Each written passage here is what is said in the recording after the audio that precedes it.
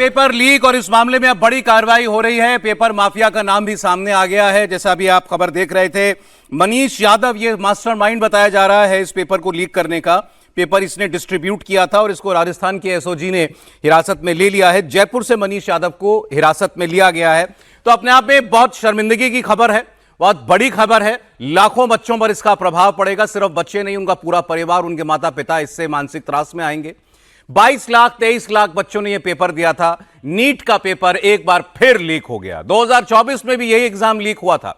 Medical college में admission के लिए आयोजित नीट यूजी 2026 परीक्षा को अब रद्द करना पड़ा है और एनटीए जो ये एग्जाम कराती है, मतलब नेशनल टेस्टिंग एजेंसी, इसने 3 मई 2026 को आयोजित परीक्षा को पेपर लीक की वजह से रद्द कर दिया। आखिरकार इसको मानना पड़ा नेशनल टेस्टिंग एजेंसी को कि यह पेपर लीक हो गया है और अब इसकी सीबीआई जांच के आदेश भी दे दिए गए। इसी पर हम लोग कहानी कुर्सी में बात करेंगे। हमारे साथ स्टूडियो में हर्षवर्धन त्रिपाठी जी, विजय त्रिवेदी जी, प्रोफेसर संगीत रागी जी और समीर चौगांवकर जी आ चुके हैं। लेकिन जैसा मैंने आपको बताया, ये बहुत बड़ी खबर है। 22 लाख बच्चे, सोचिए आप जरा उनके ऊपर क्या गुजरेगी। जो अभी 3 तारीख को पेपर देकर के फारिग हो गए थे, आदमी बच्चा जो है वो कितने महीने साल तक तैयारी करता है, एग्जाम के बाद रिलैक्स करता है, अब उसको दोबारा से वही तैयारी करनी पड़ेगी। पेपर कब होगा, कहां होगा, ये सारी बातें फिर एक बार वो एक नए सिरे से सोचेगा, फिर से एक बार उसी ड्रिल से गुजरेगा। और सबसे बड़ा सवाल तो यह है कि इतना बड़ा देश हमारा, ये हम पेपर क्यों नहीं करा पाते सुरक्षित तरीके से, क्यों पेपर लीक होते हैं। और ये एनटीए, अभी मैं आपको इसका रिकॉर्ड बताऊंगा, पिछले 5 साल में कितने पेपर लीक हो चुके हैं इसी एजेंसी के द्वारा जो कंडक्ट कराए जाते हैं। एनटीए के आदेश में हालांकि यह कहा गया है कि दोबारा परीक्षा के लिए अब रजिस्ट्रेशन की जरूरत नहीं होगी और ना ही कोई अतिरिक्त परीक्षा शुल्क लिया जाएगा। लेकिन यह काफी नहीं है। वो ये भी कह रहे हैं कि जो शुल्क पहले जमा किया जा चुका है वो छात्रों को वापस भी किया जाएगा। परीक्षा अब एनटीए अपने खर्चे पर दोबारा आयोजित करेगी। 3 मई को देश भर में नीट यूजी 2026 की परीक्षा हुई। इस दौरान राजस्थान में कई स्टूडेंट्स के पास हाथ से लिखा हुआ गेस्ट पेपर मिला, जो बाद में एग्जाम में आए सवालों से मैच कर गया। 140 सवाल वो गेस्ट पेपर के अंदर आ गए। पिछले 5 साल में एनटीए ने जितने एग्जाम कराए हैं उसमें 17वां एग्जाम है जो या तो कैंसिल किया गया या फिर स्थगित किया गया। 5 साल में 17 बड़े इम्तिहान, सोचिए आप। ये इस एजेंसी का ट्रैक रिकॉर्ड है। बार बार इसके ऊपर सवाल भी उठते हैं, कार्रवाई भी होती है, इसके हेड भी बदले गए, लेकिन नतीजा कुछ नहीं हो रहा। असर आपको वही दिखाई दे रहा है। देश में होने वाले सबसे बड़े इम्तिहानों में से एक है नीट का इम्तिहान। हम बार बार ये सवाल पूछते हैं कि यूपीएससी का पेपर लीक नहीं होता, कैट का पेपर लीक नहीं होता, बाकी पेपर कैसे लीक हो जाते हैं। इस पर ब्रजेश पाठक, उत्तर प्रदेश के उप मुख्यमंत्री, कुछ बोल रहे हैं, एक बार सुन लेते हैं। से जीत दिलाई है। ये सिद्ध हो गया है कि माननीय प्रधानमंत्री नरेंद्र मोदी जी जन जन के नेता हैं और आसाम विकसित भारत के संकल्प को पूरा करने के लिए तेजी के साथ आगे बढ़ रहा है। मैं आसाम वासियों को और हेमंत जी को तो हमें लगा ये इस पर शायद इसी परीक्षा पर बोल रहे होंगे, लेकिन अब आप देखिए केवल इतनी सी बात नहीं है। ये पेपर लीक हुआ है और बच्चों ने, हमेशा होता यह है कि बच्चे शिकायत करते हैं कि पेपर लीक हो गया, किसी सेंटर से लीक हो गया, किसी और बच्चे के पास मिला, उसके बाद जांच होती है। तो ये बातें जो हैं कभी सीधे एजेंसियों की निगाह में नहीं आती हैं, ये उठानी पड़ती हैं ये बातें कि ये गड़बड़ी हो गई है, तब जाकर के फिर इस पर पहले फौरी इंक्वायरी कराई जाती है। फिर उसके बाद कई बार तो एजेंसियां मानती ही नहीं है कि पेपर लीक हुआ है। इस बार कम से कम ये गनीमत है कि इम्तिहान दोबारा कराने की बात कह ली, स्वीकार कर लिया कि पेपर ये लीक हुआ है। अब आप देखिए, ये मेरे हाथ में एक टेलीग्राम चैनल का एक पोस्ट जो है वो चल रहा है और इसके अंदर हूबहू ये पेपर जो है वो डाला हुआ था इस ग्रुप के अंदर और उसको एनटी ने कहा था कि ये फेक है। मतलब ये टेलीग्राम का जो चल रहा है इसके अंदर पेपर डाला हुआ है, ये फेक है। और इसका नाम, ग्रुप का नाम है प्राइवेट माफिया और उसके अंदर पेपर डाला हुआ है। जितना हमने पढ़ा, 200 सवाल आते हैं एग्जाम में, 140 सवाल गेस्ट पेपर के अंदर आ गए थे। तो कैसे 1 महीना पहले वो गेस्ट पेपर बना है, उसके अंदर ये सारे एग्जाम आ गए थे। गेस्ट पेपर मतलब कुंजी, जैसे हम लोग जब इम्तिहान देते थे तो कुंजी आती थी, उसके अंदर ये इंपॉर्टेंट सवाल है, इनकी तैयारी बच्चे कर लिया करते थे। तो वो गेस्ट पेपर में, उसमें 400 सवाल थे पूरे गेस्ट पेपर में, उसमें से 140 वो थे जो एग्जाम के 200 सवालों में से हूबहू मैच कर रहे थे। पूरा वही सवाल, वही भाषा उसकी, वही फिगर उसके। तो पहली नजर में साबित हो रहा था कि ये पेपर लीक हो गया है। लेकिन फिर भी चलिए, इतने दिन लगे एजेंसी को मानने में कि ये पर्चा लीक हुआ है। मनीष भट्टाचार्य हमारे साथ जयपुर से जुड़ रहे हैं क्योंकि इसके तार अब सीधे राजस्थान से जुड़े हैं। मास्टरमाइंड जो पकड़ा गया है मनीष यादव, वो भी राजस्थान का ही रहने वाला है। शुरुआत कहां से हुई मनीष? ये आदमी कौन है मनीष यादव? पेपर लीक कहां से हुआ? देखिए, जो 3 मई को जो पेपर हुआ और उसके बाद बहुत जल्दी यानी महज 24 से 48 घंटों के अंदर सॉल्विंग पेपर बहुत तेजी से वायरल होने लगे, जो कि एसओजी के पास पहुंच गए थे। एसओजी ने इस पूरे जो चैट हिस्ट्री उसको इनक्रिप्ट किया और तो ये पता लगा ये सॉल्विंग पेपर वो थे जो केरल से चूरू, चूरू से सीकर और सीकर से देहरादून होते हुए गए। तो सबसे पहले एसओजी ने इस ट्रेल को खंगालना शुरू किया कि केरल से लेके ये देहरादून तक के पहुंचा कैसे, इसको किसने किसने सर्कुलेट किया है। उन छात्रों से बातचीत करी जिन्होंने कहीं ना कहीं जिनके मोबाइल पे ये सॉल्विंग पेपर पहले ही पहुंच गया, तो पता लगा कि इसमें पैसे की डिमांड की गई थी। 5 लाख से लेके 20 लाख तक के पैसे की डिमांड हुई। मनीष यादव का नाम सबसे पहले आया, जो कि हमारे पास जानकारी है कि जयपुर के प्रिंटिंग प्रेस में जहां पेपर छपना होता है, जो कि एनटीए की ऑलरेडी गाइडलाइंस बहुत सख्त है, ये अपने आप में बड़ा सवाल है कि इस प्रिंटिंग प्रेस से कैसे निकला ये पेपर। यहां से ये पेपर गया, इसमें बायोलॉजी के 90 सवाल और केमिस्ट्री के 35 सवाल हूबहू मैच किए। जो पेपर आया उसमें बायोलॉजी के 90 सवाल सेम टू सेम और 45 में से 35 सवाल लगभग सेम टू सेम थे। ये क्वेश्चन पेपर चूरू सीकर के बाद देहरादून गया और उसके बाद वहां से तमाम स्टूडेंट्स के व्हाट्सएप ग्रुप पे गया। कुछ के पास हैंड रिटन जो पेपर था, हाथ से लिखा हुआ जो सवाल था, वो गया। एसओजी ने लगभग 15 लोगों को हिरासत में लिया है, चूरू, सीकर, झुंझुनू, देहरादून के साथ राकेश मंडाविया और मनीष यादव नाम के शख्स को। यहाँ से देश में किन किन राज्यों में ये पेपर गया है इसको खंगाल रही है एसओजी। लेकिन एसओजी से जो ऑफ द रिकॉर्ड हमारी बातचीत हुई है, वो कहीं ना कहीं एसओजी भी बहुत चौंक गई है कि ये इतना लंबा मनी ट्रेल और साथ साथ चेन सिस्टम कैसे बना, और खासतौर पे जयपुर ही एपिक सेंटर कैसे बना, क्योंकि प्रिंटिंग प्रेस से ही इस तरीके का पेपर आउट हुआ है, जो इनके पास जानकारी है, जो अभी सूत्रों के मुताबिक हमको मिल रही है।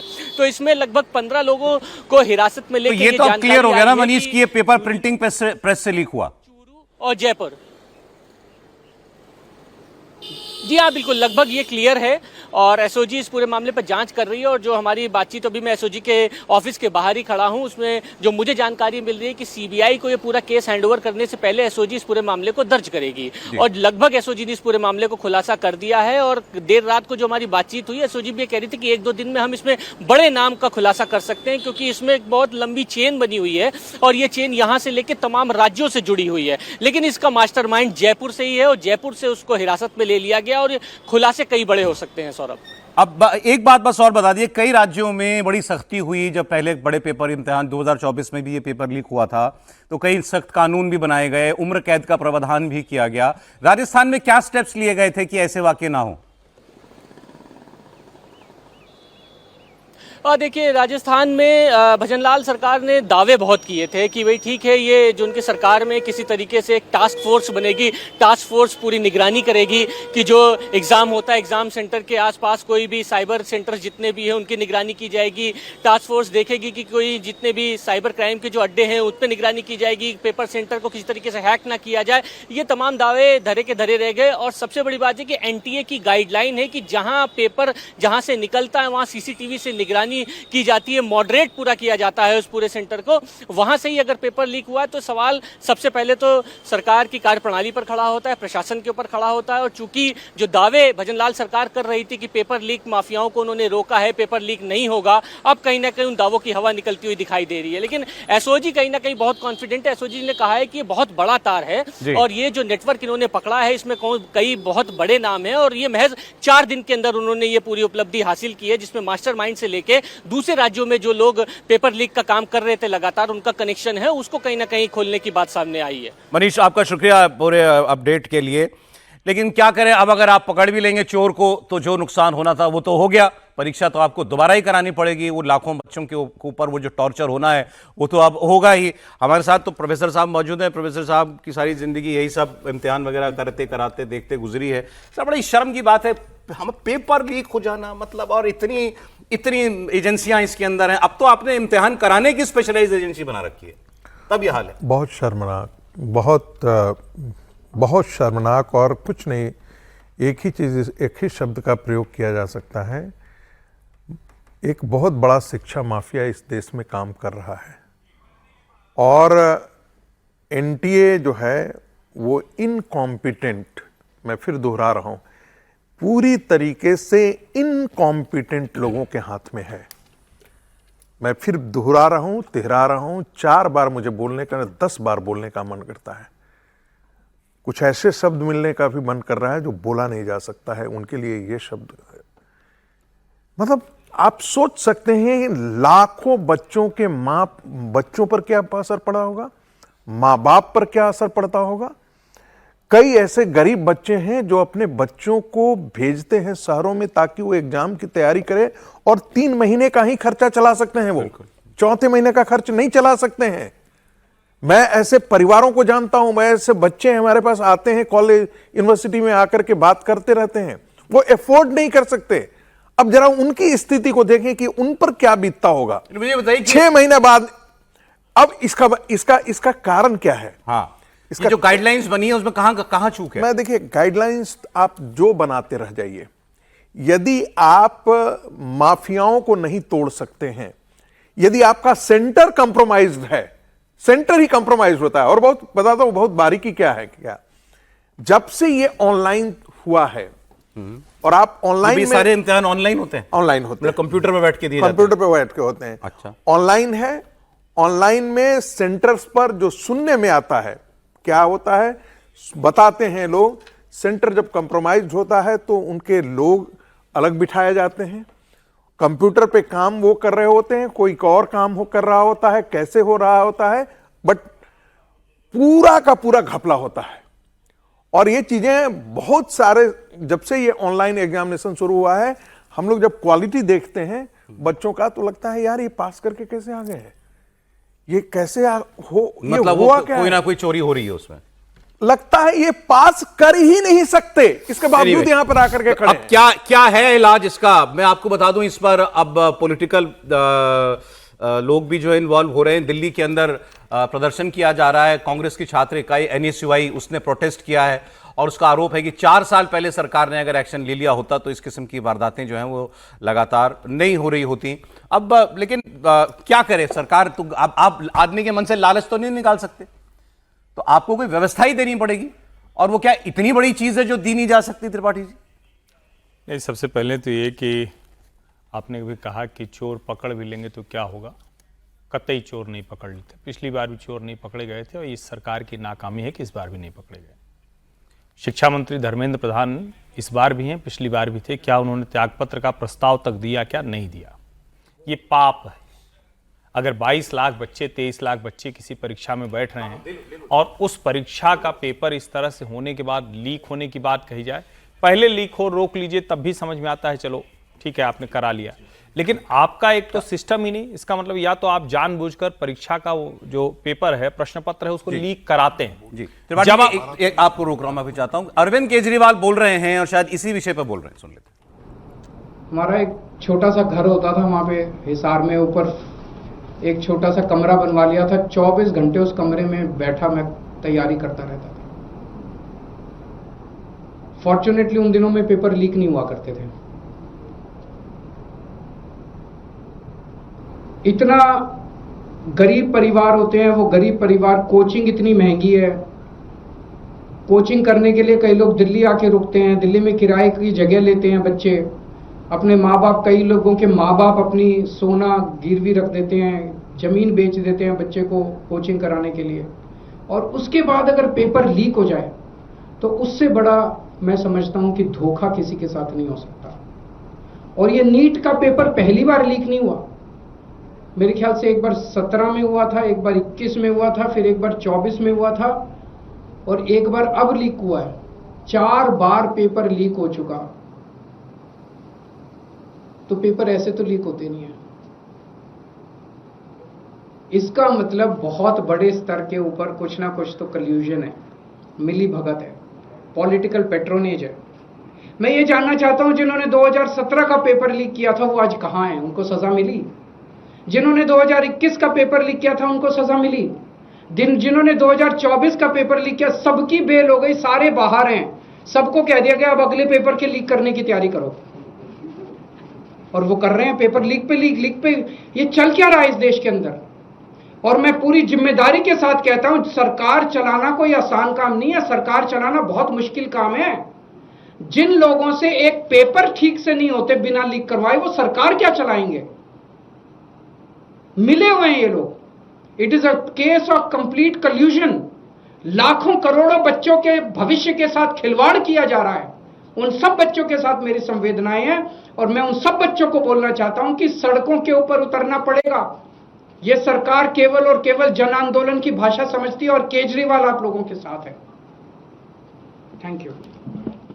अरविंद केजरीवाल जी कह रहे थे कि अगर पहले के इम्तिहान जब लीक हुए उस पर कार्रवाई हो गई होती तो अब ये नहीं होता। जब हम पढ़ रहे थे हम सरकारी अफसर बन गए, इसलिए बन गए क्योंकि उस वक्त पेपर लीक नहीं हुआ करते थे। त्रिपाठी जी बोल रहे थे उससे पहले। नहीं, अब ये तो ठीक है, राजनीतिक व्यक्ति हैं और इनकी साख खुद खत्म हो चुकी है, तो इनके बोलने से कुछ नहीं होगा। जन आंदोलन करना पड़ेगा, नहीं सरकार सुनेगी। नहीं, करना ही चाहिए, इस पे तो मैं सहमत हूं। और आंदोलन के बिना तो कई बार बड़े मुद्दों का समाधान नहीं होता। लेकिन जब वो ये कहते हैं ना, हम जब विश्वविद्यालय में थे तब भी हमको पता था किस हॉस्टल के कमरे में बीएड, किस कमरे में मेडिकल, किस कमरे में इंजीनियरिंग, किस कमरे में कहाँ का पेपर हो, सब पता होता था। और हर किसी को पेपर माफिया के बारे में पता होता था।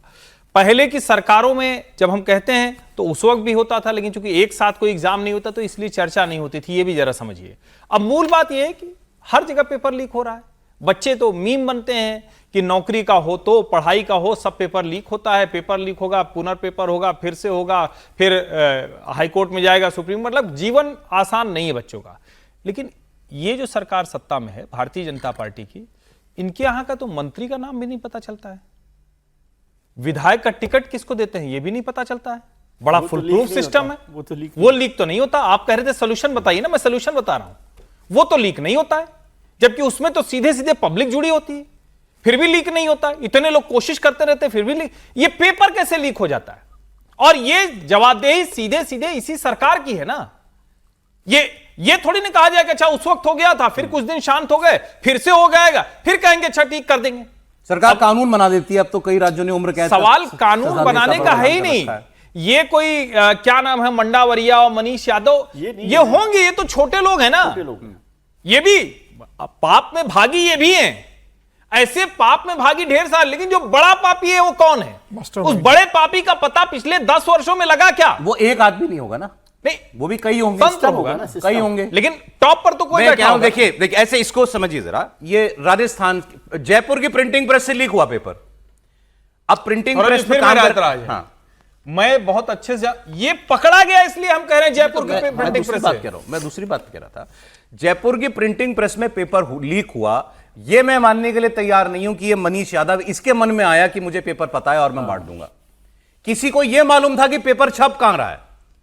उल्टा है, यह पेपर कहां छप रहा है यह जानकारी किसी को थी और वो पहुंचा प्रिंटिंग प्रेस में। वो बड़ा आदमी है जो आप ठीक कह रहे हैं, उसको सब पता है कहां क्या होगा। कई जगहों पर यह हुआ होगा। एक हमको पकड़ में आ गया, उसकी चर्चा कर रहे हैं। देश के हर राज्य में हर जगह यह हुआ होगा। और अगर एनटीए सेंट्रलाइज्ड एजेंसी है तो सेंट्रलाइज्ड प्रिंटिंग कराइए, पूरी सुरक्षा में उसको पहुंचाइए, पेपर कराइए। अब हम सुनते हैं, अभी मैं हमारे कई सारे रिपोर्टर इस पर बात कर रहे थे क्योंकि वो बातों को देखते रहते हैं, कवर करते हैं। तो वो ये कह रहे थे कि इसमें, हाँ उन्हीं के पास आ रहा हूं, कि वो ये कह रहे थे कि भाई इतने लोग इन्वॉल्व हैं इस सिस्टम में तो कहीं एक जगह से लीक मुमकिन है।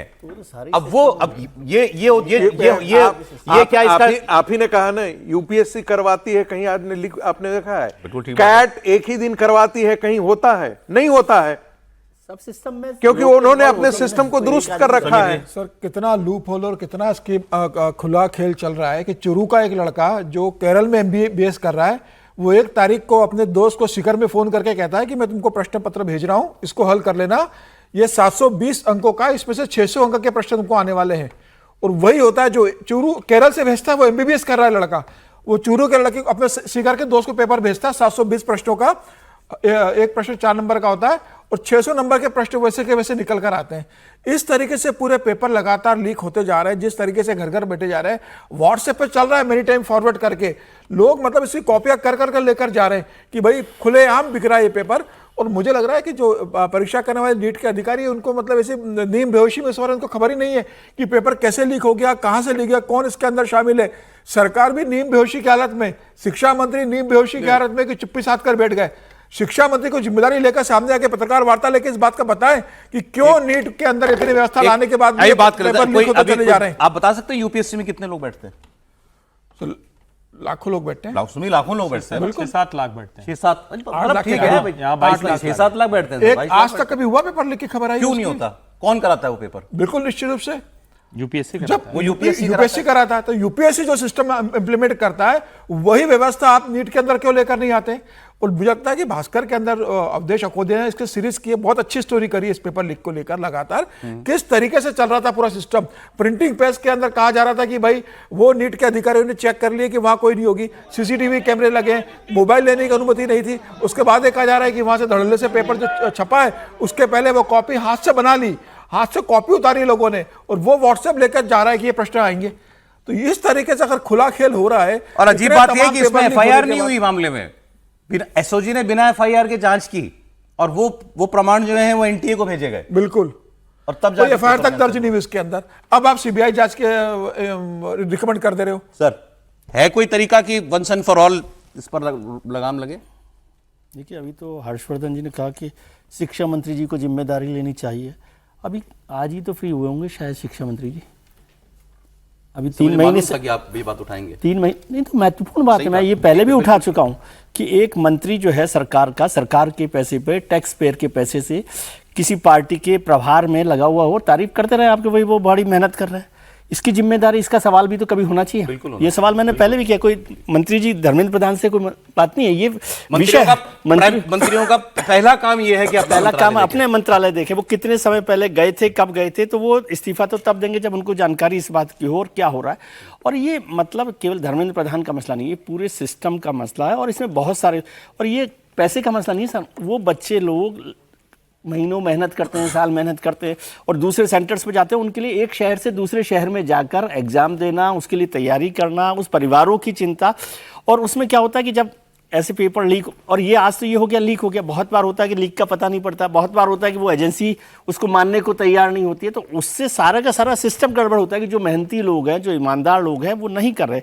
और सरकार इस पर जब तक बहुत कड़ा रुख चाहिए, बहुत कड़ा रुख चाहिए। अभी हर्षवर्धन जी ने कहा कि हम तो इस पर तारीफ करते रहते कि आपको सीएम का नाम पता नहीं चलता, लीक नहीं होता, एमएलए के टिकट का नाम पता नहीं चलता, पेपर लीक का पता हो जाता है कि कैसे हो रहा है, कैसे नहीं हो रहा। 22 लाख बच्चे, 25 लाख बच्चे इस काम में लगे, 25 लाख फैमिलीज समझिए ना इसको, ये 25 लाख फैमिलीज का दुख है।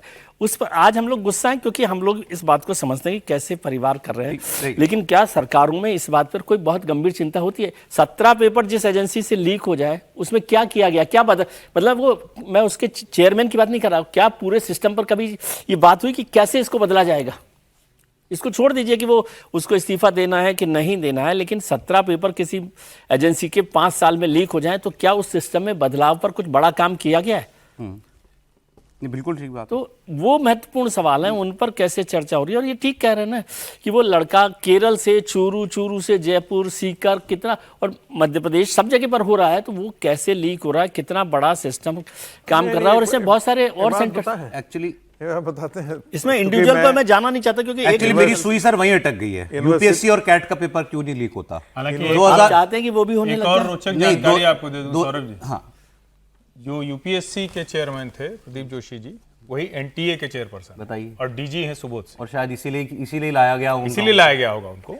और 2024 के प्रीलिम्स, 2024 के यूपीएससी प्रीलिम्स में, 2024 के यूपीएससी प्रीलिम्स में 13.5 लाख बच्चे बैठे थे। हाँ, तो फिर तो इसमें कोई बहुत अंतर नहीं है, बहुत अंतर नहीं है ना। तो अगर आप वो करा सकते हो तो एक क्यों नहीं करा सकते? 13.5 एक बार मजेदार घटना है, 3 साल पहले की बात है, ये 2024 का है। मैंने एनटीए के एक बहुत बड़े अधिकारी को फ़ोन किया और मैंने कहा साहब पूरे शहर में ये है कि ये सेंटर कंप्रोमाइज चलता है, वो सेंटर कंप्रोमाइज चलता है, आप जरा बच्चों के भविष्य को उन्होंने हमसे कहा आप बताइए ना कौन सा है। तो मैंने कहा कि अब ये सारी यदि खुफिया जानकारी यदि मुझे ही बताना हो तो मेरा तो आप मर्डर करवा देंगे, ऐसे तो आदमी का मर्डर हो जाएगा। इतने माफिया घूम रहे हैं इस शहर में, तो ये आप अपनी सिस्टम को दुरुस्त करने के बजाय आपको पता लगाने की आवश्यकता है कि कहां पर ये सब चीजें हो रही हैं। आपको पता नहीं लगता है कि हमारे यहां सेंटर में क्या, अरे हम लोग नहीं जानते हैं। हमारे दिल्ली यूनिवर्सिटी में एग्जाम होता है तो कोई लगता नहीं था, हम लोग देखते हैं, हम लोग बिहार में भी एग्जाम देकर के आते हैं, चिट्टा पर्चा यहां से निकल रहा है, वहां से निकल रहा है, वहां हमारे यहाँ ड्यू में होता है कोई चिट्टा पर्चा ऐसा है, और जो पकड़ा जाता है उसकी 4 पुश्तें याद हो जाती हैं। तो कोई करने से पहले 4 बार 5 बार सोचता है। अभी जानते हैं ना, अभी प्रेस कॉन्फ्रेंस आएगी, उसमें बताएंगे कि देश में इतने हजार सेंटर थे, वही उन बताया सेंटर के इतने लोग थे, इतने प्रतिशत कमरों में, इसमें एक 12 ये ऐसे करके, और वो फिर वो हो सबको जाएगा कि भाई दूसरी एक डिबेट जगह में पर, फंसा हाँ, देंगे। दूसरी जगह पर। और जो मूल बात है कि परीक्षा ठीक तरीके से करानी है, उसको ये नहीं करा पाएंगे, ये नकारा लोग हैं।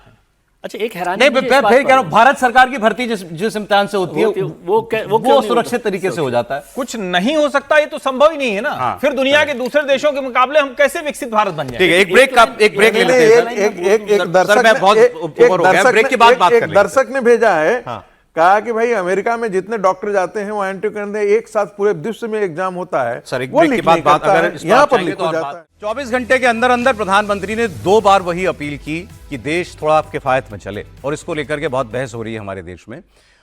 2 बार उन्होंने कहा पेट्रोल डीजल का इस्तेमाल किफायत से कीजिए, कम कीजिए, 1 साल तक कम से कम सोना ना खरीदें जहां तक मुमकिन हो आपके लिए।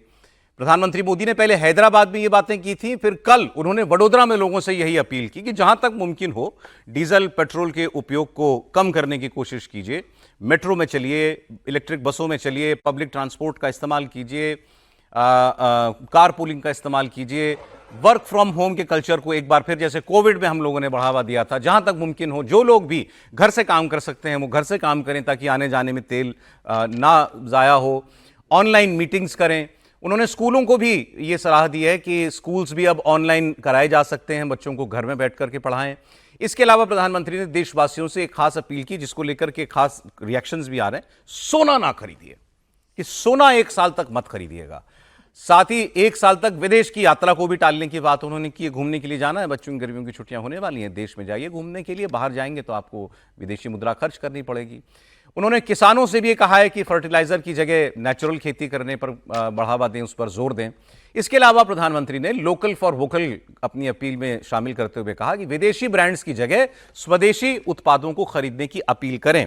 अब 2 बार, पहले ही बार काफी था उनका, उसी बार लग गया था कुछ बड़ा होने वाला है, या सरकार कुछ ऐसा जानती है ग्लोबल सिचुएशन के बारे में जो आम लोग की नजर में नहीं है, इसीलिए ये अपील की जा रही है। और जब दूसरे दिन लगातार अपील आई तो फिर तो यह बिल्कुल तय है कि सरकार इस पर अभी तक जो सलाह के तौर पर कह रही है, इस पर आगे वो कदम भी उठाएगी। तो सुनते हैं प्रधानमंत्री ने कल क्या कहा था। मेरी देश के हर नागरिक से अपील है, जहां संभव हो पेट्रोल डीजल का उपयोग कम करें,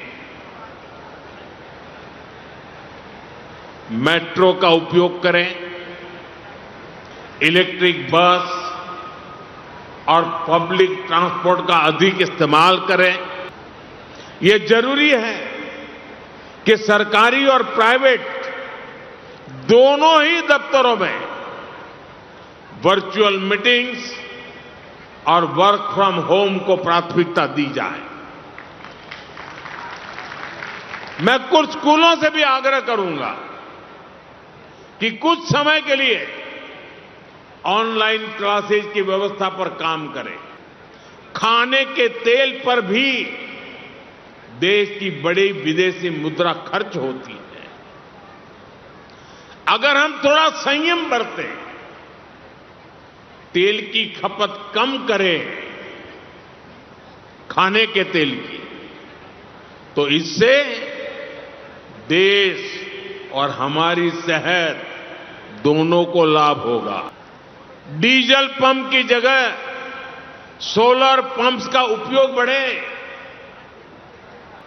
कि जब तक हालात सामान्य न हो हम सोने की खरीद को टालें, गोल्ड की जरूरत नहीं है। जी, तो ये गोल्ड वाली बात मैं भी आपसे करता हूं। प्रधानमंत्री ने भी जो शब्द कहे, जब तक हालात सामान्य ना हो, प्रधानमंत्री ने नहीं बताया कि हालात कब सामान्य होंगे, क्योंकि वो कोई नहीं जानता। जाहिर है प्रधानमंत्री ज्यादा जानते हैं, दुनिया भर में जो हो रहा है वो उनको ज्यादा मालूम है, उनके पास बहुत से और इनपुट होंगे जो हमारे पास भी नहीं होंगे, इसलिए उनको ये अपील करनी पड़ी है। अब एक बात तो हम कल कर चुके हैं कि भाई चुनावों के बाद क्यों, तो चुनावों में ऐसी बात वो नहीं करना चाहते थे, या सरकार ऐसी बात नहीं करना चाहती थी, नेगेटिव बात नहीं की, आप उसकी आलोचना कर सकते हैं, ठीक है। लेकिन अब जो हालात हैं वो हालात का सामना तो करना पड़ेगा। अब आंख तो बंद करके काम चलेगा नहीं, तो जो है वो है। कल प्रधानमंत्री ने ये जो कहा कि जब हालात सामान्य हो तब तक, अश्विनी वैष्णव जी ने तो कल साफ साफ कह दिया कि कई महीने अभी हालात सामान्य नहीं होने जा रहे, कई महीने। सऊदी अरब की जो सबसे बड़ी ऑयल कंपनी अरामको, उसके मालिक ने या जो भी करता धरता है, उन्होंने कहा कि आज अगर ये स्ट्रेट ऑफ हॉर्मूज खुल जाए, जंग बंद हो जाए, तो भी महीनों महीनों लग जाएंगे स्थिति को सामान्य होने में। इन दोनों बातों से आप अंदाजा लगा सकते हैं कि जो भी संकट है ये अभी तो है और कई महीने चलेगा। कई महीने जो है वो 1 साल बनेगा कि नहीं बनेगा ये बहस की बात हो सकती है, लेकिन 5-6 महीना 8 महीना तो इसको आप 6 महीना तो मान के चलिए कि कम से कम इसके लिए सबको तैयार रहना पड़ेगा। अब ये जो सोना की बात हो रही है लगातार, इसकी बात क्यों की जा रही है? तेल का तो चलिए सबको मालूम ही है कि भारत अपनी जरूरत का 90% ऑयल जो है वो इंपोर्ट करता है और 2 महीने से स्ट्रेट ऑफ हॉर्मूज बंद है। क्रूड की कीमत करीब 50% बढ़ चुकी है। कतर पर ईरान के हमले की वजह से एलएनजी की सप्लाई भी ठप हो गई है। अरब देशों से फर्टिलाइजर भी नहीं आ पा रहा है। दूसरे पेट्रोकेमिकल प्रोडक्ट्स का एक्सपोर्ट भी करीब करीब बंद हो गया है और इन सब चीजों के दाम दुनिया भर में बढ़ गए हैं। भारत दुनिया भर से 775 अरब डॉलर का कुल इंपोर्ट करता है, जिसमें से 135 बिलियन डॉलर का तो कच्चा तेल ही आता है। इसके बाद आता है सोना, 72 बिलियन डॉलर का हम सोना खरीदते हैं भारतीय हम लोग हर साल। 18 से 19 बिलियन डॉलर का खाने का तेल आता है और 18 बिलियन डॉलर की खाद आती है। तो यही 4-5 मोटी बातें प्रधानमंत्री ने बताई हुई हैं कि इन पर जो है आप काबू कर लीजिए और ये काबू करना बहुत जरूरी है। तेल एक जरूरत है, तेल में किफायत की जा सकती है, बंद नहीं किया जा सकता, नहीं तो देश बैठ जाएगा। वो बात तो अपनी जगह ठीक। सोना जरूरत तो नहीं है, सोना स्टेटस है। स्टेटस है या सिक्योरिटी है। जिन लोगों को लगता है कि भाई बाकी जगह मेरे पैसे इन्वेस्टमेंट का नुकसान होगा, वो सोना खरीद लेते हैं, लेकिन फिर भी वो अनिवार्यता नहीं है। अब क्या हुआ? प्रधानमंत्री की अपील के बाद देश भर में खबरें आई, खासकर उत्तर प्रदेश से खबरें। सराफा बाजार के जो लोग हैं, कर्मचारी, दुकानदार, वो धरने पर बैठ गए कि साहब हमारे यहां तो लोग आना बंद कर देंगे, सोना खरीदेंगे नहीं तो हमारा क्या होगा। उनकी जो बॉडी एक बनी हुई है, उसको मैं उनके एक व्यक्ति को सुन रहा था, वो कह रहे थे 3 करोड़ लोग इस व्यवसाय से जुड़े हुए हैं देश भर के अंदर। उनका सोचिए, तो आप ये अपील ना करें कि ये करना ही है। तो ये एक अभी स्क्रीन पर आपको चला देंगे। इंदिरा गांधी जी ने द हिंदू अखबार में एक तस्वीर उनके साथ छपी थी, मंगलवार जून 6, 1967, 1967। तो मतलब वो बांग्लादेश का युद्ध भी नहीं हुआ था। Don't by gold, Indira tales people, appeals for national discipline. ये तब से चला रहा है हमारे यहां। सोने की जो हमारी चाहत है उसको हम लोग कम करें। नंबर 2 इंपोर्ट बिल है हमारा सोना। इसके अलावा चिदम्बरम जी ने 2013 में फाइनेंस मिनिस्टर थे उस वक्त यूपीए की सरकार में, उन्होंने कहा था गोल्ड अगर आप लोग खरीदना, हम लोग 6 महीना 1 साल, ऐसे ही कहा था उन्होंने, 1 साल 6 महीना भी अगर हम गोल्ड ना खरीदें तो हमारा करंट अकाउंट डेफिसिट ठीक हो जाएगा। मतलब हमारी जो खर्चे और आमदनी का गैप है वो कंट्रोल में आ जाएगा केवल सोना खरीदने से। और मनमोहन सिंह जी ने तो पार्लियामेंट के अंदर कहा था, उन्होंने कहा था we must suppress our appetite for gold. सोने की भूख उसको थोड़ा कम कीजिए। यह प्रधानमंत्री का उस वक्त के मनमोहन सिंह जी का पार्लियामेंट के अंदर दिया हुआ भाषण है, वो भी सुन लीजिए। आपने दोनों के बीच में अंतर नहीं समझा? एक बार सुना। There has been a deterioration mainly on account of huge imports of gold, higher costs of crude oil imports, and recently of coal. On the export side, weak demand in our major markets has kept our exports from growing. Exports have been further hit by a collapse in iron ore exports. Taken together, these factors have made our current account deficit unsustainably large. Clearly, Madam, we need to reduce our appetite for gold, economize in the use of petroleum products, and take steps to increase our exports. अब लेकिन इसी सोने को विवाद का मुद्दा बनाया हुआ अखिलेश यादव लगातार ट्वीट करके कह रहे हैं कैसा अमृत काल है जिसमें सोने की चिड़िया सहमी है। सोने की चिड़िया, सर्राफा बाजार से जुड़े देश भर के करोड़ों कारीगरों से लेकर सुनार व्यापारी अब क्या अपनी दैनिक जरूरतों के लिए 1 साल तक उसको ताक पर रख देंगे या सरकार उनके परिवारों का पेट पालेगी? और मैंने ये खबर दिखाई तो प्रोफेसर साहब ने कहा कि भाई दोनों में अंतर को आपको बताना चाहिए। हाँ सर, बता दीजिए। नहीं, मुझे एक ही अंतर दिखाई दिया। क्या? मनमोहन जी अंग्रेजी में बोल रहे थे और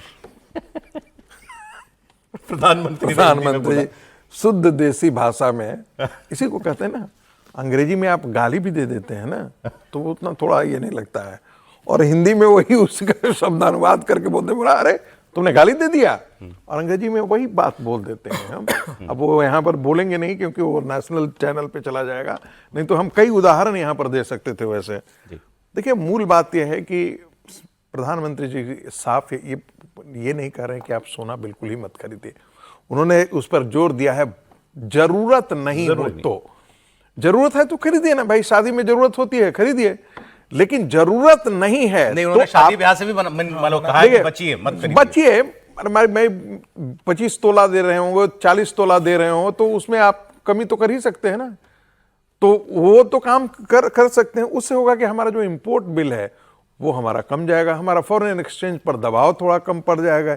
इतनी ही बात प्रधानमंत्री जी कर रहे हैं, उस पर पूरा बवाल मचा हुआ है। ये तो अच्छा किया, हमें भी गलतफहमी से आपने निकाल दिया। इंदिरा गांधी का देख रहे हैं फोटो के साथ छपा हुआ है किस प्रकार से। मनमोहन सिंह का तो, मनमोहन सिंह में अंतर और क्या है, प्रधानमंत्री जी सीधे जनता से संवाद करते हैं और मनमोहन जी जब बोलते हैं तो अपने जो लिखा हुआ भाषण, लेकिन ये प्रॉब्लम हमारी दशकों की बनी हुई प्रॉब्लम। आप अंतर देखें ना, मनमोहन जी जो है वो अपने पन्ने से संवाद करते हैं और प्रधानमंत्री जी जनता से संवाद करते हैं, वो दोनों में। तो प्रधानमंत्री जी प्रधानमंत्री ऐसे कर रहे थे सर, ये पता है आपको, मनमोहन सिंह जी लोकसभा में बोल रहे ऐसे कर रहे थे सर, अकाउंटेबल प्लेटफॉर्म ऐसे कर रहे थे सर, वो ऐसे कह रहे हैं लोकसभा में बोला मतलब देश के साथ वो मतलब जिम्मेदारी वही नहीं है सर, तो वो तो ऐसे भी बोल सकते हैं, एक्सटेम्पोर भी बोल सकते हो, तो बड़े क्या फर्क पड़ता है। कांग्रेस अभी भी मांग यही कर रही है कि पार्लियामेंट का सत्र बनाइए, उसी में बताइए क्या दिक्कत है। बिल्कुल बताना चाहिए, बिल्कुल बताना चाहिए, बुला लेना चाहिए, ऐसा क्या है। मैं इससे असहमत नहीं हूं, विजय जी के गुस्से से असहमत हूं।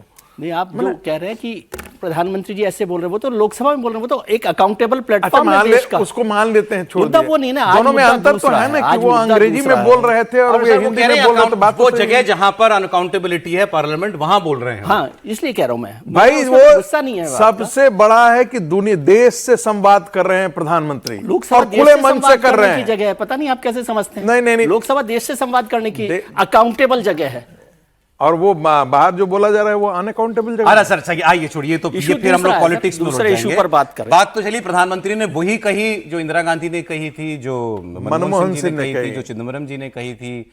अब उसमें जोड़ देता हूं मैं, नेहरू जी ने जो कहा था, नेहरू जी ने कहा था कि कोरिया का युद्ध होता है तो हमारे यहाँ चीजें महंगी हो जाती हैं। तो ये भी आज समझना चाहिए लोगों की, और ये सब जानते हैं, वो पॉलिटिक्स होती है, सबको पता है कि आज जो हालात बने हुए वो भारत के किए हुए नहीं है। इसको दुनिया इसमें ये है कि प्राइम मिनिस्टर जब बोल रहे हैं तो हम किस क्राइसिस है उस पर हम चर्चा करें। इसमें ये नहीं है। मैं ये सोने वाली बात पे तो आ जाना चाहता हूं, फिर हम लोग बाकी और बात करेंगे। एक और सीनियर जर्नलिस्ट ने उसको और थोड़ा रिफाइन करके डेटा दिया ताकि हमको और समझ में आए। भारत हर साल 15 लाख करोड़ का कच्चा तेल खरीदता है विदेश से, और 7 लाख करोड़ का सोना खरीदता है। मतलब सोने से 15 आधा जो है वो हम सोना खरीद रहे हैं तेल से। तेल की जरूरत समझ में आती है, सोने की क्या जरूरत है। 7 लाख करोड़ का सोना हम साल में खरीद रहे हैं, और ये तेल और सोना मिला दीजिए, ये हमारा 30% है टोटल इंपोर्ट का। 30% हमारा टोटल इंपोर्ट जो हम करते हैं उसका 30% तेल और सोना मिला के है। सोना तो हम कम कर सकते हैं। सोना कम करना क्यों जरूरी है? क्योंकि सोना खरीदने के लिए डॉलर देना पड़ता है, जितना डॉलर देना पड़ता है उतना रुपया कमजोर होता है, जितना रुपया कमजोर होता है डॉलर में उतना और रुपया लगता है। ये साइकिल है, विशेष साइकिल है ये। आप जितनी आप डिमांड बढ़ाएंगे डॉलर की, उतना डॉलर महंगा होगा, रुपया उतना कमजोर हो जाएगा। आज 95 रुपए पे रुपया बैठा हुआ है, और भी उसकी वजह होंगी। और मैं आपको थोड़ा एक और पत्रकार ने देखा, आपको पता है भारत के अंदर कितना सोना है? ये जितनी सब्सिडियों के हमारे यहां चलता ना, इसकी ये बंद हो, फ्रीबीज बंद हो, सारी फ्रीबीज जो है दी जा सकती है, इतना सोना है देश के अंदर। 830 लाख करोड़ रुपए का सोना है भारत में, जो लॉकरों में पड़ा है, लोगों के घरों में पड़ा है। 830 लाख करोड़ का सोना। सर टोटल बजट क्या है भारत का? टोटल जीडीपी कितने की होती है? करीब 54 लाख करोड़ का बजट। 54 लाख करोड़ का बजट है भारत सरकार का, और 830 लाख करोड़ का सोना।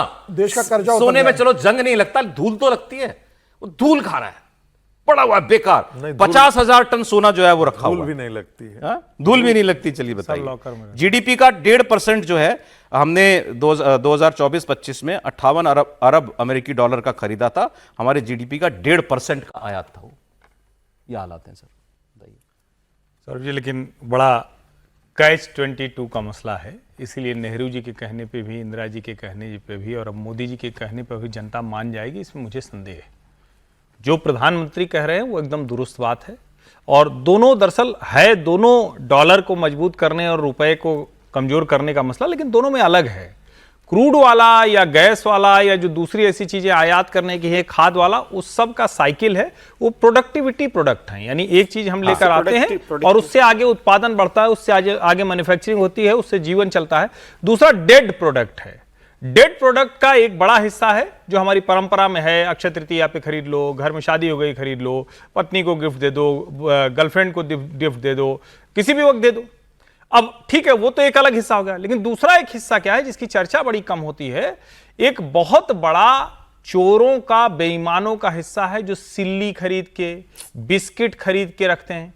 और क्या नरेंद्र मोदी सरकार ये पॉलिसी करेगी कि गोल्ड में इन्वेस्टमेंट की सारी योजनाओं पर तत्काल प्रभाव से रोक लगाएगी? मैं बड़ी गंभीरता से बात कह रहा हूं, क्योंकि हम जो कुछ कह रहे हैं ये हम कह रहे हैं कि आप ना खरीदिए ना खरीदिए, वो नहीं खरीदेंगे लोग। वैसे ही जब नहीं होता है पैसा तो हम ही लोग क्या करते हैं, अच्छा खरीदना ही है। गोल्ड में इन्वेस्टमेंट की बहुत से योजनाएं तो सरकार की नीतियों से ही चलती है ना। योजनाएं तो सारी जितनी बंद कर दी बाद में गवर्नमेंट, सारी जितनी सब सरकार की योजनाओं से चलती है। मैं कह रहा हूं कि आप आज तय कीजिए कि पहले इसको गोल्ड इन्वेस्टमेंट का मीडियम नहीं होगा, क्योंकि डेड प्रोडक्ट है वो जिसको जिस तरह से, हाँ जनता को खरीदने। अब 100 किलो सोना अगर है तो मात्र 1 किलो भारत में निकल पाता है, 98-99 किलो बाहर से आना है। तो जो चीज बाहर से के लेके आनी है वो किस काम की होगी? आप दूसरी ऐसी चीजें कर सकते हैं, दूसरी बहुत तरह की चीजें होती है जो उसका एक तरह से कहें कि सब्स्टिट्यूट बन सकता है। तो एक तो ये हिस्सा। अब दूसरा हिस्सा ये वाला, क्या सरकार देश में इलेक्ट्रिसिटी की सप्लाई, कमाल का काम हुआ है, 2013 में नॉर्दर्न ग्रिड फेल हो गई थी, फैक्ट की बात करें क्योंकि बड़ी गंभीरता से लोग सुनते हैं, तो पूरा उत्तर भारत अंधेरे में चला गया था। आज नरेंद्र मोदी के शासनकाल में भारत इलेक्ट्रिसिटी जो उसकी डिमांड है उससे ज्यादा वो सप्लाई कर ले रहे हैं, यानी सरप्लस है।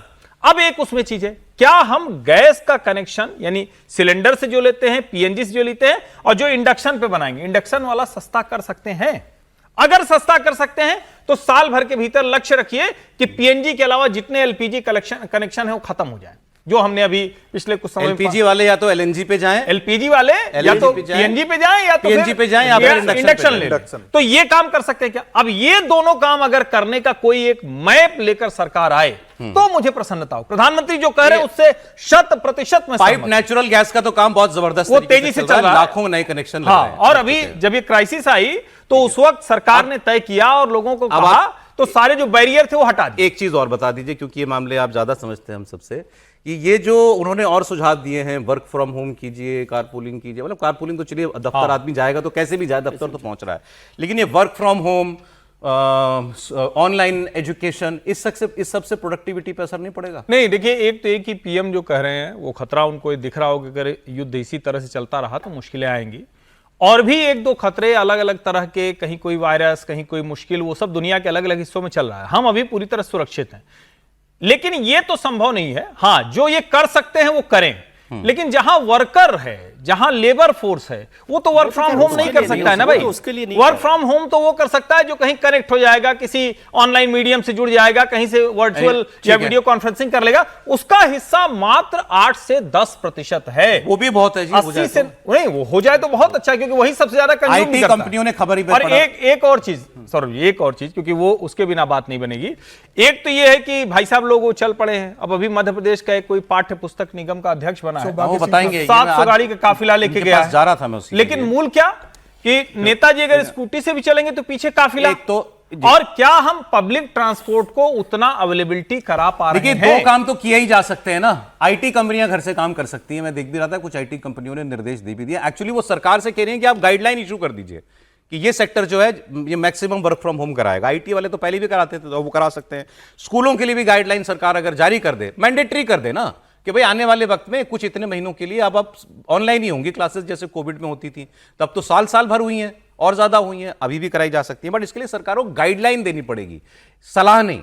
तो क्या वो सरकार करेगी?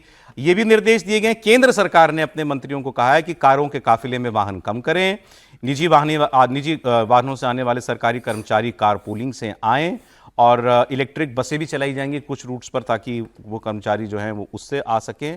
और कोविड काल की तरह केंद्रीय कर्मचारियों का भी रोस्टर बनाकर उनको भी वर्क फ्रॉम होम की व्यवस्था दी जाएगी। जी त्रिपाठी, वो समीर जी, आप क्योंकि कल आपने कहा था कि सरकार को फ्रंट से लीड करना चाहिए, कर रही है क्या? निश्चित रूप से मुझे लगता है नहीं, मुझे लगता है कि सरकार, प्रधानमंत्री मोदी ने अपील किया, लेकिन प्रधानमंत्री मोदी के ही पार्टी के जो नेता लोग हैं वो इसको बहुत गंभीरता से नहीं ले रहे हैं। अगर आप देखेंगे मध्य प्रदेश में अभी सौभाग्य सिंह ठाकुर मध्य प्रदेश पाठ्य पुस्तक निगम के अध्यक्ष बने, उज्जैन से लेकर भोपाल तक का जो रास्ता था, क्या गाड़ियों का काफिला निकला, 200 से ज्यादा गाड़ियां लेकर निकले वो, और उसमें सारे लोग शामिल थे। उनसे पूछा गया तो बोले मेरे समर्थक लोग हैं।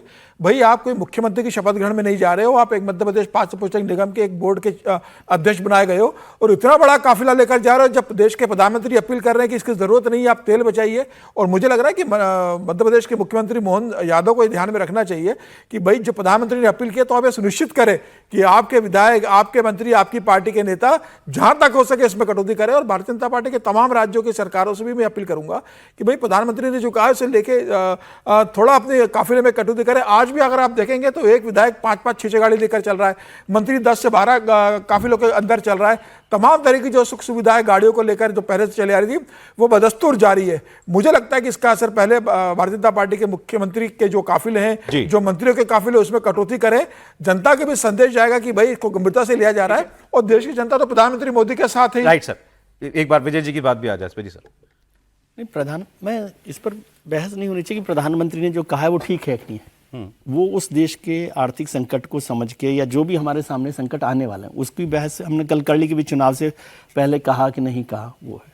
लेकिन सबसे पहला काम वही होता है जो अभी समीर साहब भी कह रहे हैं कि उसको कौन आगे बढ़ा रहा है। जब पाठ्य पुस्तक मंडल के, फिर वही होगा कि मैं इंडिविजुअल पर नहीं जाता, लेकिन पाठ्य पुस्तक मंडल के अध्यक्ष जी यदि 500 गाड़ियां 200 गाड़ियों के साथ काफिला ले जा रहे हैं, अब तक तो मेरे ख्याल से सस्पेंड कर देना चाहिए। इसी की बात कर रहे हैं आप, इसी तस्वीर की बात हो रही है ना समीर जी। तो अभी तक तो उन पर यदि भारतीय जनता पार्टी एक्शन ले लेती तो कम से कम और गाड़ियां 20-25 ही हो जाती, 500 से कम होती कि नहीं होती। बिल्कुल। अभी मैं हेमंता जी का वो देख रहा था शपथ ग्रहण समारोह, गाड़ियों की कतार कहीं गुवाहाटी में खत्म नहीं हो रही है। ठीक है, कल हमने वहां देश भर के मुख्यमंत्री पहुंचे होंगे, जहां मुख्यमंत्री पहुंचे, और वो मुख्यमंत्री जी अकेले नहीं है ना, उनके साथ पूरा का पूरा है। वेस्ट बंगाल में हुआ, तो आप जब तक उसको अपने मैसेज के साथ कि हम ये काम कर रहे हैं, इसको रोक रहे हैं, छोड़ देंगे। मैं कह रहा हूं आज ही ये कर लें कि भाई पाठ्य पुस्तक मंडल जी के अध्यक्ष के खिलाफ कार्रवाई हो इसी पर कि भाई प्रधानमंत्री के मैसेज को आप नहीं समझ रहे, तो मैं समझता हूं कि बहुत बड़े लोग इस मामले पर थोड़ा सा रुक जाएंगे। अभी मैं वैसे कह रहा हूं, अभी हम चर्चा कर रहे थे कि क्या होगा 2-4 दिन में ये सारे वीडियो आपको मिलने लगेंगे कि वो मंत्री जी हैं साइकिल लेकर चल दिए। ये आ जाएंगे अभी वीडियो, क्योंकि उनको तो सेवा में ये दिखाना है, बाकी उनकी गाड़ियां कम नहीं हो रही हैं। मैं दिल्ली में आप चले जाइए, उत्तर प्रदेश में चले जाइए, आधी सरकारी गाड़ियों में बाइक जो है, पार्टनर्स जो है वो कर रहे हैं। सर प्रधानमंत्री ने 2 बार कहा है तो इसकी गंभीरता तो सब समझ रहे हैं, गंभीरता सब समझ रहे हैं, वरना वो कहते नहीं 2 बार। मुद्दा आपने छोड़ दिया, लेकिन इसको मिशन बनाना पड़ेगा, तो सरकार को कुछ दिशा निर्देश देना पड़ेगा और मैसेज कड़ा, थोड़ा सा सख्त मैसेज। लेकिन एक मुझे समझ नहीं आई ये बात, हर्ष जी ज्यादा बता सकते होंगे कि एडिबल ऑयल पर क्या सरकार कर रही है कि एडिबल ऑयल हमें $19 बिलियन का खरीदना पड़ रहा है। क्या करेंगी सरकार? अब सर वो पैदा तो नहीं सकता, नहीं कैसे पैदा नहीं हो सकता या क्या हो रहा है, उसका काम बड़ा होगा, वो एक बड़ा मुद्दा है कि फिर मेरे पास समय की कमी हो गई है। नहीं ठीक है, बाद में बोलेंगे, ब्रेक के बाद बोलेंगे। कहाँ तो तमिलनाडु के मुख्यमंत्री विजय जी एक विधायक को तरस रहे थे, लेकिन ऊपर वाला जब देता है तो छप्पर फाड़ के देता है। कुछ ऐसा ही हो गया उनके साथ, और वो भी ऐसे वक्त में जब उन्होंने बड़ी जुगत से एक विधायक का जुगाड़ किया था अपनी सरकार का बहुमत साबित करने के लिए। लेकिन अब उन्हें 30 और विधायक एक मुश्त मिल गए, क्योंकि एआईएडीएमके में पड़ गई है फूट, एआईएडीएमके गई है टूट। वरिष्ठ नेता सीवी षणमुगम एआईएडीएमके के, उन्होंने अपना 30 विधायकों का एक गुट अलग कर दिया और उससे विजय को समर्थन देने का ऐलान भी कर दिया। बताया जा रहा है कि करीब 30 विधायक इस गुट में हैं, और यह संख्या अगर वाकई सही है तो अब तो विजय के पास 150 विधायक हो जाएंगे, जबकि सरकार बनाने के लिए चाहिए 118। अभी उनके पास 120 विधायकों का समर्थन है। कल उनको विधानसभा में बहुमत साबित करना है, मतलब अगर एक आध की अंतरात्मा गवाही ना भी दे तो अब कोई फर्क नहीं पड़ता उनको। Congress, CPI, CPIM, IUML, VCK ये समर्थन उनको पहले ही दे रहे थे, जिससे संख्या बल की टेंशन उनको वैसे नहीं थी। लेकिन अब तो 30 और विधायकों के सपोर्ट करने का प्रस्ताव आ गया है, जिससे साफ है कि विधानसभा में कल टीवीके की विजय पक्की है। अब किन लोगों का समर्थन नहीं है विजय को, यह भी बड़ा इंटरेस्टिंग हो गया है। कौन लोग विजय को समर्थन नहीं दे रहे? एक डीएमके और एक भारतीय जनता पार्टी, इनके अलावा सबने दे दिया समर्थन, सारी पार्टियों ने उनको समर्थन दे दिया है। कमाल की बात हुई है ये। लेकिन एआईएडीएमके में टूट की खबरें कल ही नहीं आई या आज ही नहीं आई जब ये उन्होंने डिक्लेयर किया कि हम अपने अपने अपने नेता से के खिलाफ हम जा रहे हैं। ये तो जिस दिन नतीजा आया था उस दिन से ही चर्चाएं थी।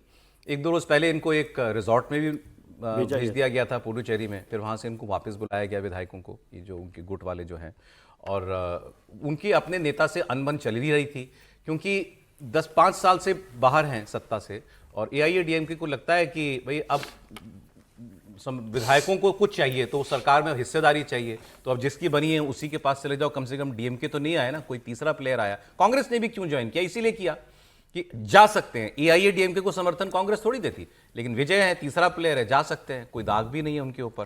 तो यही अब AIADMK के लोगों ने सोचा है। लेकिन AIADMK की प्रॉब्लम इससे बड़ी है। एक तो वो NDA से बाहर हो गए, NDA से बाहर होने का फैसला कर लिया, और अगर उनके पास वाकई 30 विधायक हैं तो वो अब तो पार्टी उनके कंट्रोल में आ गई। जो EPS है ना सर, पलनीस्वामी जी जो चलाते हैं, जनरल सेक्रेटरी जो है पार्टी के, उनके खिलाफ ये मोर्चा खोला गया है। और तो और विधानसभा में जब अब विधायकों की शपथ हुई तो ये 30 विधायक बाकियों से अलग बैठे। ये 30 एक तरफ है, दूसरी तरफ 17 है, 47 जीत के आए हैं, तो ये अलग बैठे। और अब इन्होंने उस वक्त भी मांग की थी प्रोटेम स्पीकर से कि भाई हम अपने बाकी लोगों के साथ हम नहीं बैठेंगे। तो एक NDA में भी टूट है, वो भी एक बड़ी खबर है। तो षणमुगम साहब जो इस गुट के नेता हैं, उन्होंने क्या बातें कही, ये आप सुन लीजिए विजय को समर्थन देने से पहले।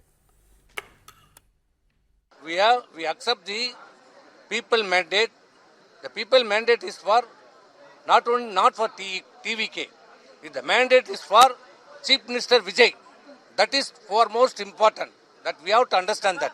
So we respect people mandate. So to respect the people mandate, we wholeheartedly congratulate.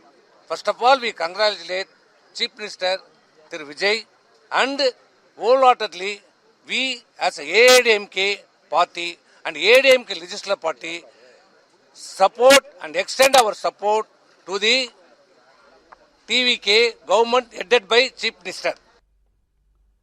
अब वो कह रहे थे मैंडेट जो है वो TVK पार्टी के लिए नहीं है, वो एक नेता के लिए, एक आदमी के लिए है, उसका नाम है विजय। विजय साहब से एक दरखास्त है हमारी, अगर वो सुनते हो हमारा प्रोग्राम, इनमें से किसी को मंत्री मत बनाइएगा, तब पता चलेगा कि ये कितना मैंडेट का सम्मान करने के लिए वहां पर गए हैं। किसी को मंत्री ना बनाइए, अपने लोगों को मंत्री बनाइएगा, ना कांग्रेस के बनाइए, ना VC के बनाइए, ना लेफ्ट वाले बनाइए, ना AIADMK वाले बनाइए। फिर इनमें से कितने लोग जो हैं वहां मैंडेट का सम्मान करने के लिए खड़े रहेंगे, फिर ये तभी तो पता चलेगा। सरकार ना चले, बड़ी मुश्किल तो इतनी बड़ी बड़ी बातें करते हैं 3 बार 4 बार। अरे तुम 5 साल सत्ता से बाहर हो, तुमको मलाई चाहिए और कोई बात नहीं है। अरे भाई तो वही तो है ना, वरना तो सत्ता हर किसी को वही चाहिए होता है। इसको लेकर इतना ज्यादा क्यों नाराज होना भाई? कांग्रेस पार्टी अभी तो DMK के साथ थी, लपक के राहुल गांधी 5 सीट वाली पार्टी, और ऐसे बैठे थे कुर्सी पर लग रहा था, वही तमिलनाडु चला रहे हैं। तो मतलब इसमें तो मुझे लगता है कि कोई, और जितने भी राजनीतिक दल हैं, सत्ता के अलावा उनका कोई और अभीष्ट नहीं है, ये पक्के तौर पर समझना होगा। हाँ, इनकी ये बात सुनते हुए गुस्सा आता है, उसकी प्रतिक्रिया जरूरी है, लेकिन बाकी देखिए सरकार जो भी बना रहा है वो मतलब उसी तरह से तो जा रहा है अंत में। वरना सोचिए कि अभी ये इन्होंने अपने, मैं वही देख रहा था तुरंत ही, कि अपने ज्योतिषी को भी सलाहकार बना लिया है सरकारी। किसको? विजय जी ने। किसको बना लिया है? उनके ज्योतिषी हैं, कोई एस्ट्रोलॉजर, कोई पंडित जी हैं। वो ठीक है, चीफ मिनिस्टर ने किसी को भी बनाया, एडवाइजर नहीं किसी को बना सकते। आपको बता के, अब आपको बता के सलाह लेंगे, वैसे घर में लेते हैं। तो कुछ भी कर सकते हैं, कोई CEO को बना सकता है। नहीं, अब पहले सर इसमें खबर एक तो ये कि NDA टूट गया, नहीं अब AIADMK पार्टी हो गई है षणमुगम साहब और एक दूसरे नेता हैं वेलुमणि इनके पास। तो अब पूरी AIADMK इनके पास है या इसमें भी वो 2/3 है कि नहीं है, वो सब देखना पड़ेगा। 47 में से 32 हो गए ना, इसलिए वो नंबर, वो तो हमसे ज्यादा समझदार है ना, उन्होंने नंबर उतना करके तो ये अब AIADMK इनकी वाली है, अब इनकी वाली है जो, और उन्होंने इसलिए फैसला किया क्योंकि यदि फिर सरकार में नहीं रहते AIADMK आधिकारिक रूप से शायद वो पार्टी खत्म हो जाती। विधायक 2/3 विधायक आपके पास है ना, पार्टी अगर आपको चाहिए तो आपको संगठन में भी 2/3 आपके बात अभी चाहिए, आपको जिलाध्यक्ष चाहिए, विधायक दल की संगठन बात चाहिए, कर रहे पार्टी का ऑर्गेनाइजेशन चाहिए आपके पास। legislative अभी पार्टी इनके पास की बात विधायक आए हुए, इन्होंने कहा पार्टी को हमें अलग से बिठाइए। वो शिवसेना वाला मामला नहीं है कि पार्टी भी ले गए थे। पार्टी नहीं ले, वो केवल पार्टी लेकर legislative चले गए। पार्टी की बात उसमें है, लेकिन सांसद आप में भी टूट गए थे ना, interesting सांसद politics चले गए देखिए थे, संगठन पूरा चला गया था, Politics इसलिए वो दे interesting दिया देखिए गया ना, था। कैसी हो रही है ये शरद तमिलनाडु पवार में। के साथ हुआ था, अजित पवार सब लेके चले गए थे, संगठन और विधायक लेके चले गए थे, इसलिए एनसीपी अजित पवार को मिल गई थी। यहाँ अभी सिर्फ 30 विधायक चले गए हैं। अब ये देखने वाली बात होगी कि इन 30 विधायकों के साथ पार्टी का संगठन का भी बड़ा धड़ा इनके पास मौजूद है। क्या ये पार्टी का अधिवेशन बुलाने की मांग करते हैं, वहां ही अपने धड़े को वो चलिए वो टेक्निकल बातें हैं अभी तो कि वो टेक्निकल बातें हैं। AIADMK किसके पास ये है उसका वेलुमणि नेता वही है जिन्होंने जब भारतीय जनता पार्टी के साथ गठबंधन विधानसभा चुनाव के समय किया था, तब इन्होंने बहुत लानत मानत की थी। अच्छा, एक खिलाफ थे उस बहुत BJP खिलाफ के थे। साथ। इन्होंने कहा था जाने की जरूरत नहीं है भारतीय जनता पार्टी के साथ, हमारी पार्टी को अपने दम पे रखिए, लेकिन उस समय उनको सुनी नहीं गई थी और वो इंतजार शायद कर रहे थे पार्टी हारने का। और हारने के बाद ऐसे सारे लोग जो नहीं चाहते थे कि एनडीए का हिस्सा बने, वो चाहते थे कि अपनी पार्टी अपनी दम पर चुनाव लड़े, क्योंकि भारतीय जनता पार्टी जो हिंदुत्व की पार्टी है इसके घोर विरोधी है वेलुमणि हिंदुत्व की बात को लेकर। और ये वही नेता है जिन्होंने 3 भाषा की मैं समझना चाह रहा हूं आपका कि मतलब इन लोगों का रिएक्शन, ये विजय जीत गए केवल उसके बाद नहीं आया, बीजेपी से नाराजगी भी थी। बीजेपी से ही नाराज थी पहले से, नाराजगी लेकिन तो जब पहले सरकार नहीं बनी, अब इनको लगा सत्ता मिलना नहीं है, पार्टी बहुत बुरी तरह से तीसरे नंबर पर चली गई है, तो उन्होंने कहा कि अब ये मौका है कि अपन विजय के साथ चले जाओ, कम से कम आप सत्ता में हिस्सेदारी मिल जाएगी। AIADMK में टूट कितनी बार हो चुकी है। पहले EPS थे, पहले OPS थे शायद, वहाँ OPS थे, OPS अलग हो गए, OPS OPS उधर चले DMK गए, में। OPS के बाद EPS आए, EPS के बाद अब षणमुगम जी और जयललिता के वक्त वेलुमणि में जी भी तो आए। सोचिए सर, ये तो अभी नई बात है जयललिता आपका। की शशिकला भी तो जयललिता गई, की पार्टी शशिकला भी चली। गई। आप कुछ कह रहे थे शशि बड़ी इंटरेस्टिंग राजनीति हो रही क्या? मैं कह रहा हूँ इंटरेस्टिंग राजनीति आप सोचते ना, गेम ऑफ पॉसिबिलिटी जिसे ही कहते हैं ना, कि डीएमके का एक गठबंधन है जिसमें कांग्रेस थी, वो कांग्रेस डीएमके को छोड़कर विजय के साथ आ गई। इधर एआईडीएमके जो दोनों नॉर्थ एंड साउथ पोल है, वो एआईडीएमके बीजेपी के साथ थी, वो बीजेपी को छोड़कर वहां चली गई। और एआईडीएमके के लिए मेरे ख्याल से ये ठीक फैसला, नहीं तो वो पार्टी और वैसे ही खत्म हो जाती है। अभी तो टूट रही है, वो पार्टी पूरी तरह से खत्म हो जाती, इसलिए हो रहा है। और जो एआईएडीएमके है वो तो बनी डीएमके से टूट के थी, तो उसके तो बेसिक डीएनए में अच्छा, लेकिन आज ओपीएस को क्या उन्होंने लग रहा यही कहा कि हम तो नहीं, अच्छा इसमें एक चीज इंपॉर्टेंट रह गई थी, क्योंकि षणमुगम साहब ने एक और बात कही, आपने सुना होगा बीच में, हमने भी आपको ये चर्चा की थी यहाँ पे कि एआईएडीएमके और डीएमके मिलकर सरकार बनाने के बारे में भी चर्चाएं वो भी चर्चा चल रही थी। उसमें उससे भी इनकी नाराजगी थी, क्योंकि वो फैसला पलनीस्वामी का था और उधर स्टालिन साहब उनके घर में फूट थी, पार्टी बनी घर में, उनका बेटा, उनकी पत्नी, बेटा बता रहा हूं सर, उनकी पत्नी, उनका बेटा और उनका दामाद, वो चाहते थे कि एआईएडीएमके का मुख्यमंत्री बना दो, हम आउटसाइड सपोर्ट देंगे। और लेकिन स्टालिन इसके सख्त खिलाफ थे, स्टालिन बिल्कुल नहीं चाहते थे। और स्टालिन के साथ साथ वो आपने कनिमोजी उनकी जो बहन है उनकी, जो ये सख्त खिलाफ थे, और वो बड़ा अच्छा फैसला साबित हुआ उनका। नहीं तो ऐसी पार्टी जैसी यहां टूटी है, वहां पता नहीं क्या हो जाता। इंटरेस्टिंग है, आप वीडियो चला रहे हैं जब विजय जो और ये भी नहीं अच्छी बात है ना, विजय घर में लीडर मुख्यमंत्री, पूर्व मुख्यमंत्री के घर गए हैं, विजय मुख्यमंत्री हैं, इनके घर गए, मुख्यमंत्री बनने के बाद डीएमके वालों से मिले जाकर के, और वो भी गले लगे। उदयनिधि ने भी, स्टालिन ने भी गले लगाया, स्टालिन ने भी गले लगाया इनको। एक और बड़ी मजेदार तस्वीर है, वो भी आई नहीं है, वो अभी है नहीं, मैं आपको दिखाता। इनके घर में काम करने वाली महिलाएं स्टालिन के घर में, तो अब वो वहां तो फिल्म स्टार को देख करके तो लोग मतलब दीवाने हो जाते हैं। तो वो आई, उनसे अपनी खुशी समझ ली रही थी विजय को देख करके। सबने, स्टालिन वगैरह उनको बुलाया, आओ आओ मिल लो, तुम बहुत कह रही थी मिलना है। और वो जाती हैं, और वो जैसे हमारे यहाँ महिलाएं करती हैं शादी ब्याह के मौके पर, ऐसे क्या नजर उतारते हैं, ऐसे, तो वो उन्होंने ऐसे विजय की नजर उतारी, विजय ने पलट के उनकी नजर उतार ली। एक बात है, तमिलनाडु में चुनाव में है ना नैतिक जीत हुई है विजय की, इसलिए वो लोग मिल गए। बंगाल में ममता जी की नैतिक जीत नहीं हुई थी। कल शाम के प्रोग्राम में हमारे एक सेफोलॉजिस्ट आए, अमिताभ तिवारी आए हुए थे। उनका दावा यह है कि उन्होंने कहा कि अगर बीजेपी वाले थोड़ा और फोकस्ड होते तमिलनाडु में, क्योंकि उनका फोकस पश्चिम बंगाल था, तो तमिलनाडु के नतीजे कुछ और हो सकते थे। एआईएडीएमके और बीजेपी कुछ बेहतर कर सकती थी, शायद नंबर 1 अलायंस बन जाते, उनका कहना था। क्यों? उन्होंने वजह बताई कि हिंदुत्व का एक अंडर करंट हमने तमिलनाडु में भी देखा, लेकिन वो वोट में ट्रांसलेट नहीं हुआ, लेकिन वो एक अंडर करंट था। आपको लगता है सर? देखिए, मुझे तो ऐसे कहीं से पढ़ने से तो कहीं से नहीं रहा, हम जा कर के आए नहीं थे, लेकिन बातचीत में ऐसे लगता था कि भारतीय जनता पार्टी यदि अकेले चुनाव लड़ती, अकेले दम पर काम करती, तो शायद इससे बेहतर परफॉर्म करती वहाँ पर जा कर के। दूसरी बात, बंगाल के अंदर भी ऐसा लगता था कि बार बार हम लोग इसी कहानी कुर्सी में और कई बार दूसरे चैनल पर भी जो सैफोलॉजिस्ट कहते थे यहीं पर कहानी कुर्सी में भी अमिताभ जी होते थे तो कहते थे वहाँ का मिजाज अलग है, वहाँ की संस्कृति अलग है, महिलाएं दूसरे तरीके से सोचती हैं वहाँ की, और तृणमूल कांग्रेस जीत रही है। हम सब कहते थे कि भाई अलग कुछ नहीं है, और वहाँ भी एक हिंदुत्व का अंडर करंट है और चलेगा। और अब लग रहा है कि वहाँ तो खुल कर के हिंदुत्व का अंडर करंट काम कर रहा था वहाँ पर जी। एक वरिष्ठ प्रचारक मिले जो उन्होंने कहा कि रामनवमी पर 5 लाख 4 लाख की भीड़ इकट्ठा हो जाना ये कोई सामान्य घटना नहीं थी। कहाँ पे? बंगाल के अंदर। तो ये कोई सामान्य घटना नहीं थी कि 4 जगह से आ रहा है, चारों कोनों पे एक जगह जब इकट्ठा हो रहे तो वहाँ पर 4.5 लाख और 5 लाख की भीड़ इकट्ठा हो जा रही हो, पूरा मैदान लबालब हो, और कान में धीरे से लोग कहते थे कि भाई हम आपके साथ खड़े हैं।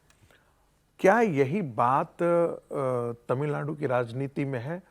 तो अभी तो वो दिखाई नहीं दे रहा था, लेकिन जिस प्रकार से अन्नामलाई की सभाओं में भीड़ होते थे, जिस प्रकार से लोग रैली आकर के उसको लोग सुनने के लिए आते थे, उससे लगता था कि द्रविड़ पॉलिटिक्स को चैलेंज करना बहुत लाजमी है। और ऐसा नहीं है कि ये 1948-47 का दिन। द्रविड़ पॉलिटिक्स को उस सेंस में तो दोनों ही पार्टियों की हार हुई, डीएमके और एआईडीएमके को, वो काम तो कर दिया विजय ने। दूसरा उनका जो ये जिन्होंने दावा किया था, उन्होंने 2 बातें बताई। उन्होंने कहा सनातन को लगातार गाली देने का जो काम हुए, इससे बहुत नाराजगी थी लोगों में। उनको एक व्हीकल चाहिए था, लेकिन वो बीजेपी नहीं मिली, एआईएडीएमके उस रूप में नहीं मिली। और दूसरा जो दीपम कंट्रोवर्सी हुई थी, वो जो एक पर्वत पर दीपक जलाने का मामला है और एक मजार थी, उसकी वजह से वो नहीं, सुप्रीम कोर्ट तक मामला गया था। हाई कोर्ट के जज के खिलाफ महाभियोग का फैसला कर दिया था, जिन्होंने दीपक जलाने की अनुमति दी थी, उसके खिलाफ डीएमके गवर्नमेंट। उनका इन सबका एक रिएक्शन था वहां पे बड़ा। नहीं, बिल्कुल रिएक्शन था, लेकिन मुझे लगता है कि भारतीय जनता पार्टी ने कई रणनीतिक गलतियां की।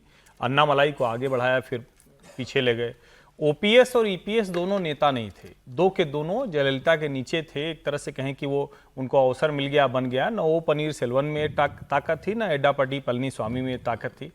भारतीय जनता पार्टी पता नहीं, शायद उस वक्त उनकी जो वहाँ के लोग रहे होंगे वो फीडबैक नहीं रहे, वरना जयललिता की विरासत शशिकला के पास थी। जयललिता की विरासत कभी इन दोनों के पास थी नहीं, ये दोनों नेता कभी बन ही नहीं पाए थे। लेकिन चूंकि उस तरह से वो किनारे हो गई थी, तो एक तो ये बड़ी गलती थी। दूसरा, जब आप किसी राजनीति में जाते हैं तो आपको उतना लाउड होना पड़ता है।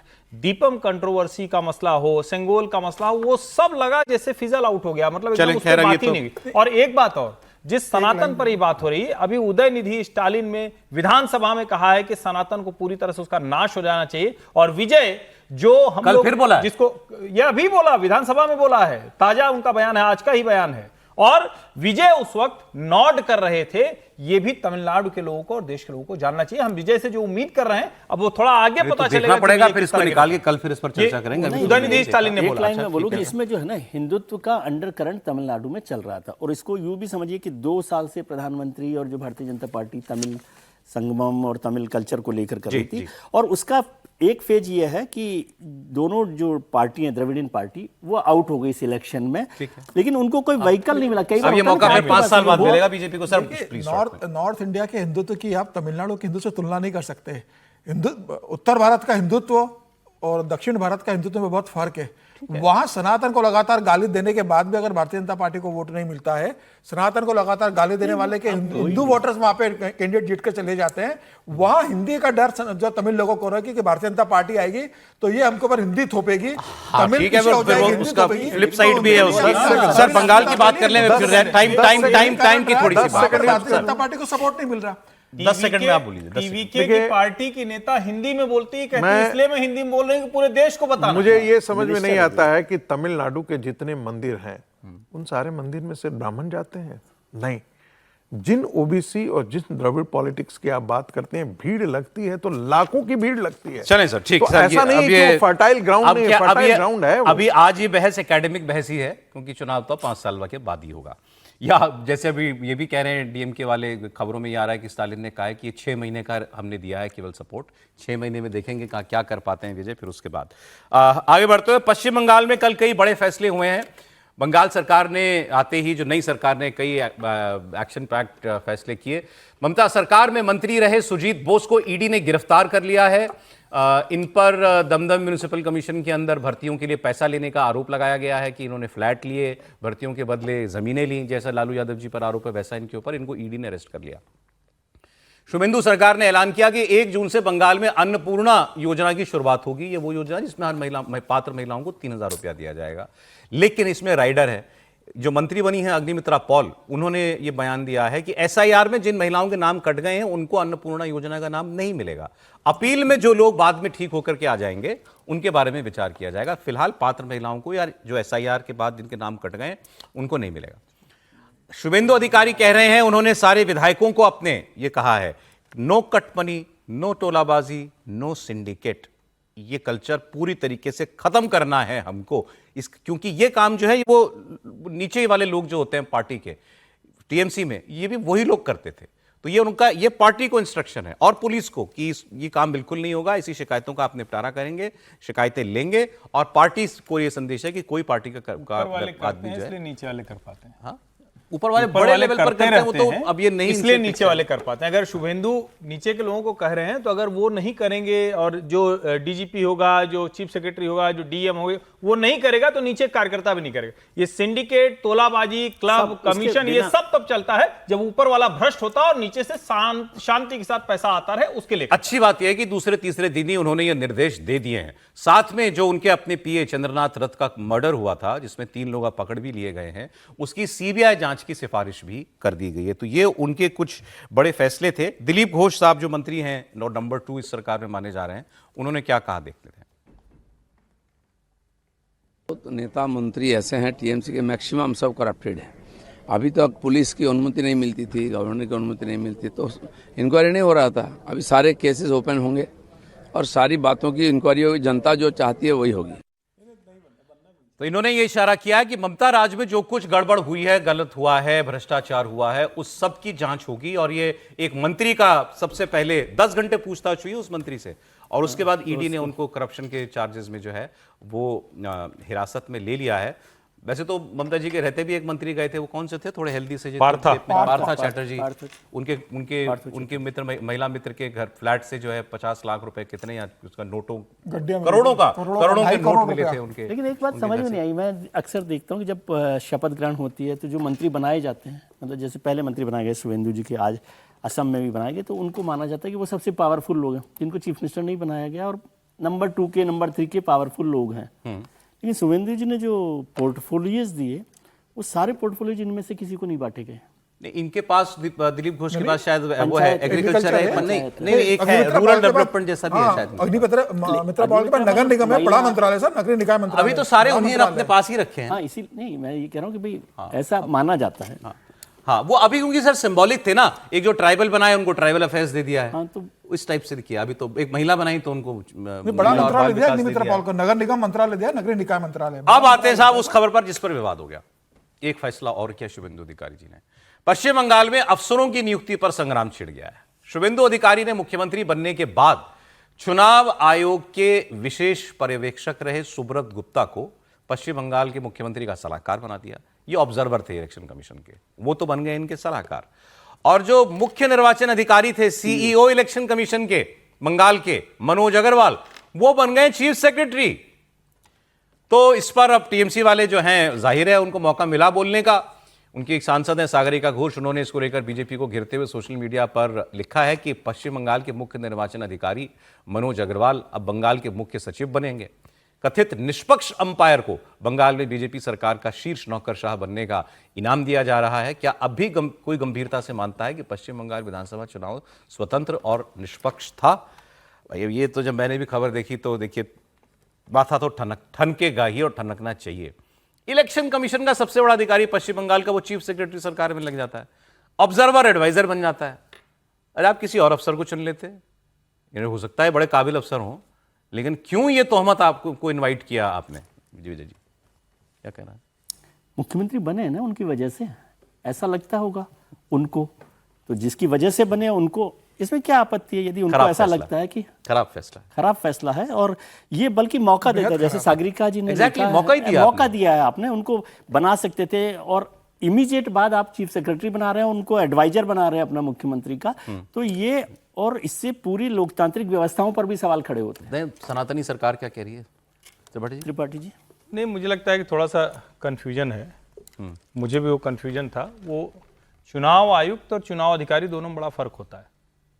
चुनाव अधिकारी राज्य सरकार के कैडर का एक अधिकारी होता है जो ऐसी ही नियुक्तियां उसकी होती रहती हैं। मेरे भी मित्र हैं जो उत्तर प्रदेश में उनके सहायक चुनाव आयुक्त थे और उसके बाद वो दूसरी जगह उनकी पोस्टिंग हुई, सरकार के एक विभाग के वो अधिकारी हैं, सेक्रेटरी हैं, ज्वाइंट सेक्रेटरी हैं। ये भी सेक्रेटरी तो मुझे लगता है कि ये जानकारी थोड़ी सी इनको जब आप ज्ञानेश कुमार जी और जो क्या नाम है जोशी, सहमत हूं, अरे भाई ब्यूरोक्रेट है ना, बंगाल काडर के ब्यूरोक्रेट हैं। फैक्ट तो पहले रख लेने दीजिए। आप मतलब आप लोग नाराज, आज आप दोनों लोग नाराज हैं, पहले विजय जी होते थे।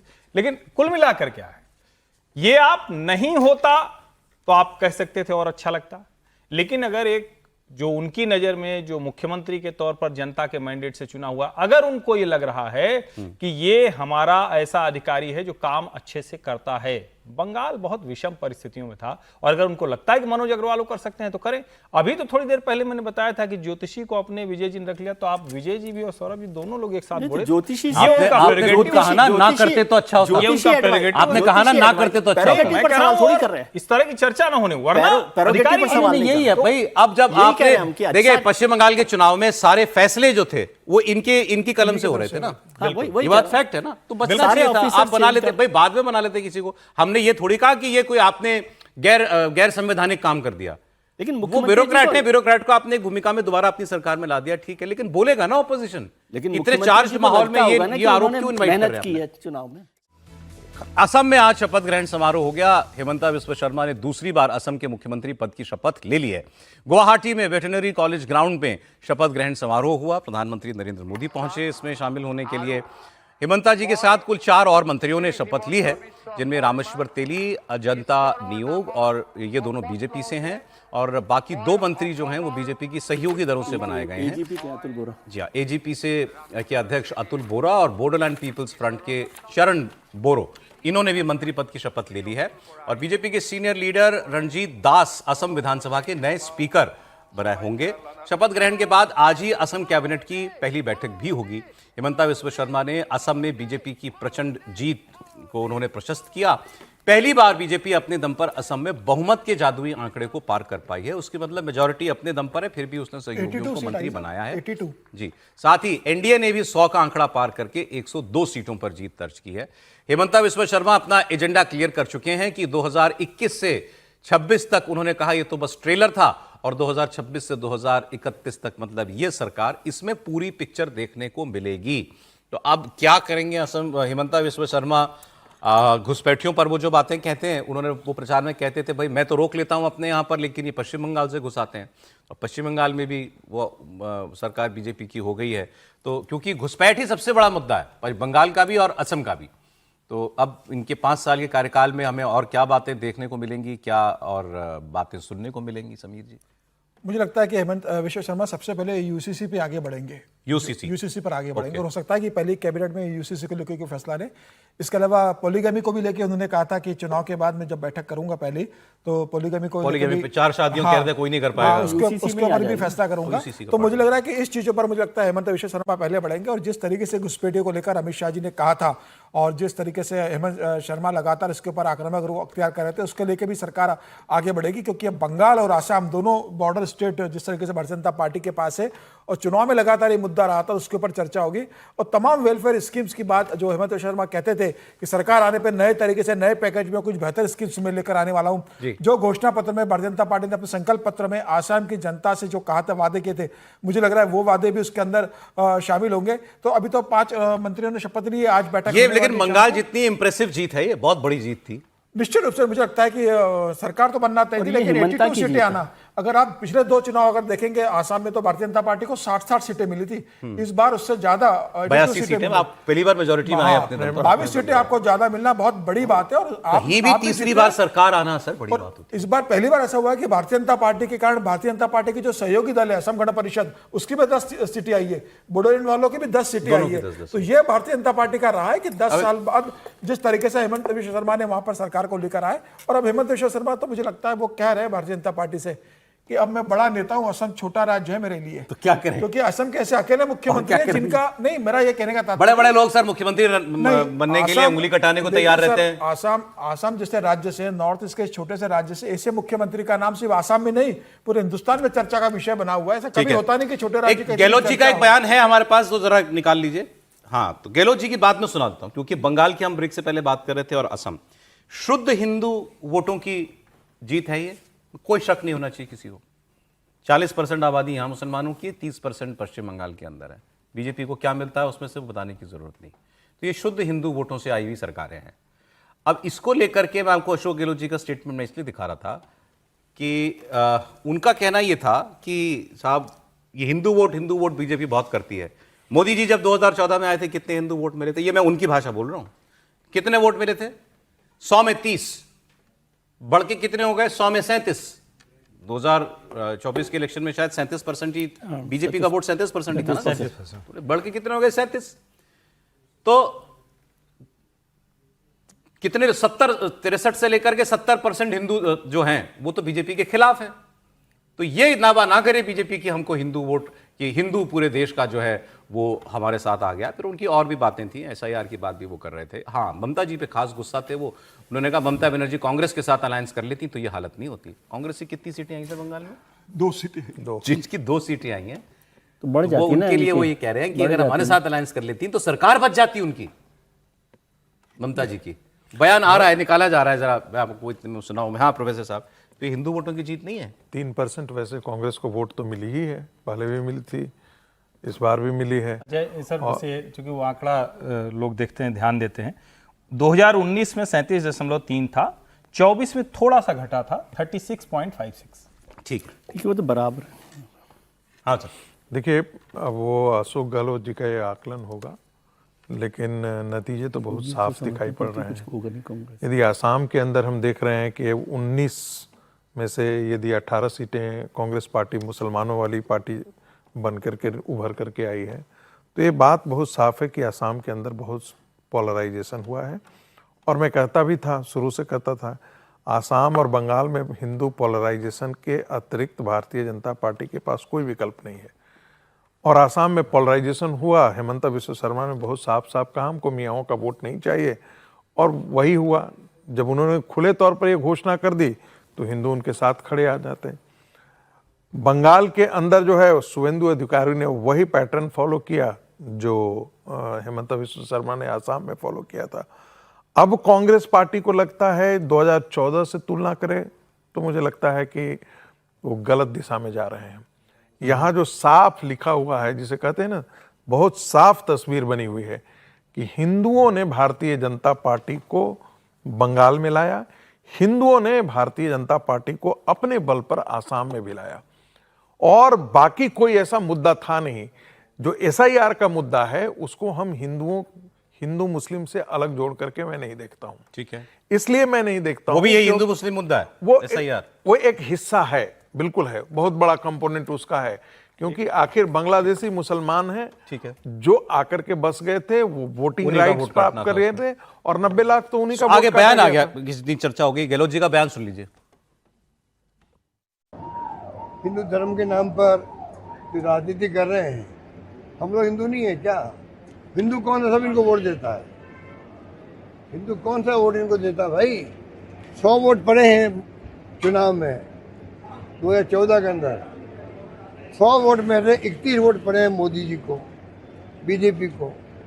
इसका मतलब क्या हुआ? 70 वोट तो खिलाफ पड़े थे कम से कम। यही तो बात हुई, और क्या हुई? तो क्या जो 31% वोट आए खाली सब हिंदुओं का है क्या? सब हिंदू ने जो 70% वोट नहीं पड़े हैं उसमें हिंदू नहीं है क्या? 69% वोट नहीं पड़े हैं उस वक्त में बीजेपी खिलाफ पड़े वोट, तो 69% वोट उसमें अधिकार हिंदू है ना, तो हिंदू ने वोट इनको कहाँ दिया है? बाद में 36% हो गए। कहने का मतलब ये कि इस प्रकार की जुमलाबाजी करके जो भड़का रहे लोगों को, वो कह रहे हैं जुमला है, हिंदुत्व हिंदुत्व चल रहा है बीजेपी का। तो असम में 45% वोट मिला है बीजेपी को, बंगाल में भी 45% वोट मिला है, और ये सिर्फ हिंदू वोट में से मिला है। 60 में से मतलब 70% हिंदू का वोट दोनों राज्यों में लेकर के आई बीजेपी, तो ये सरकार बनी। अशोक गहलोत जी कई बार के मुख्यमंत्री और कांग्रेस के रणनीतिकारों में से एक हैं। हैरानी हुई मुझे उनका स्टेटमेंट सुन के। हम लोग आंकड़ा एक दे रहे थे गुजरात में भी कांग्रेस पार्टी को वोट मिलते हैं, सब कुछ मिलते हैं, लेकिन हिंदुत्व प्लस विकास, ये भारतीय जनता पार्टी की वो राजनीति है जिसको कहते हैं ना कि संघ की प्रयोगशाला, जिसको कहते हैं कि लोगों का जीवन स्तर अच्छा हो और उसको हिंदू रहना लगे। संस्कृति के मामले में हिंदू, जीवन स्तर के मामले में विकास। अगर ये दोनों है, हिंदुत्व और विकास, तो कोई भी राज्य गुजरात बन सकता है। इसको फिर से मैं दोहरा दे रहा हूं, हिंदुत्व और विकास अगर ठीक से लागू हो गया तो कोई भी राज्य गुजरात मॉडल बन सकता है। वही गुजरात उत्तर प्रदेश बना, वही गुजरात बिहार बना, वही गुजरात बंगाल बना, वही गुजरात असम बना हुआ दिख रहा है। लेकिन अब इसका सबसे बड़ा जो साइड इफेक्ट है वो दिख रहा है उत्तर प्रदेश के अंदर, पश्चिम बंगाल की, खासतौर पर पश्चिम बंगाल में बीजेपी के जीतने के बाद पश्चिम बंगाल का मुसलमान क्या अब विकल्प तलाश रहा है? क्या उत्तर प्रदेश का मुसलमान, और क्या अखिलेश यादव अब उसकी इकलौती पसंद नहीं है? अभी चुनाव आने वाला है 8-9 महीने के अंदर।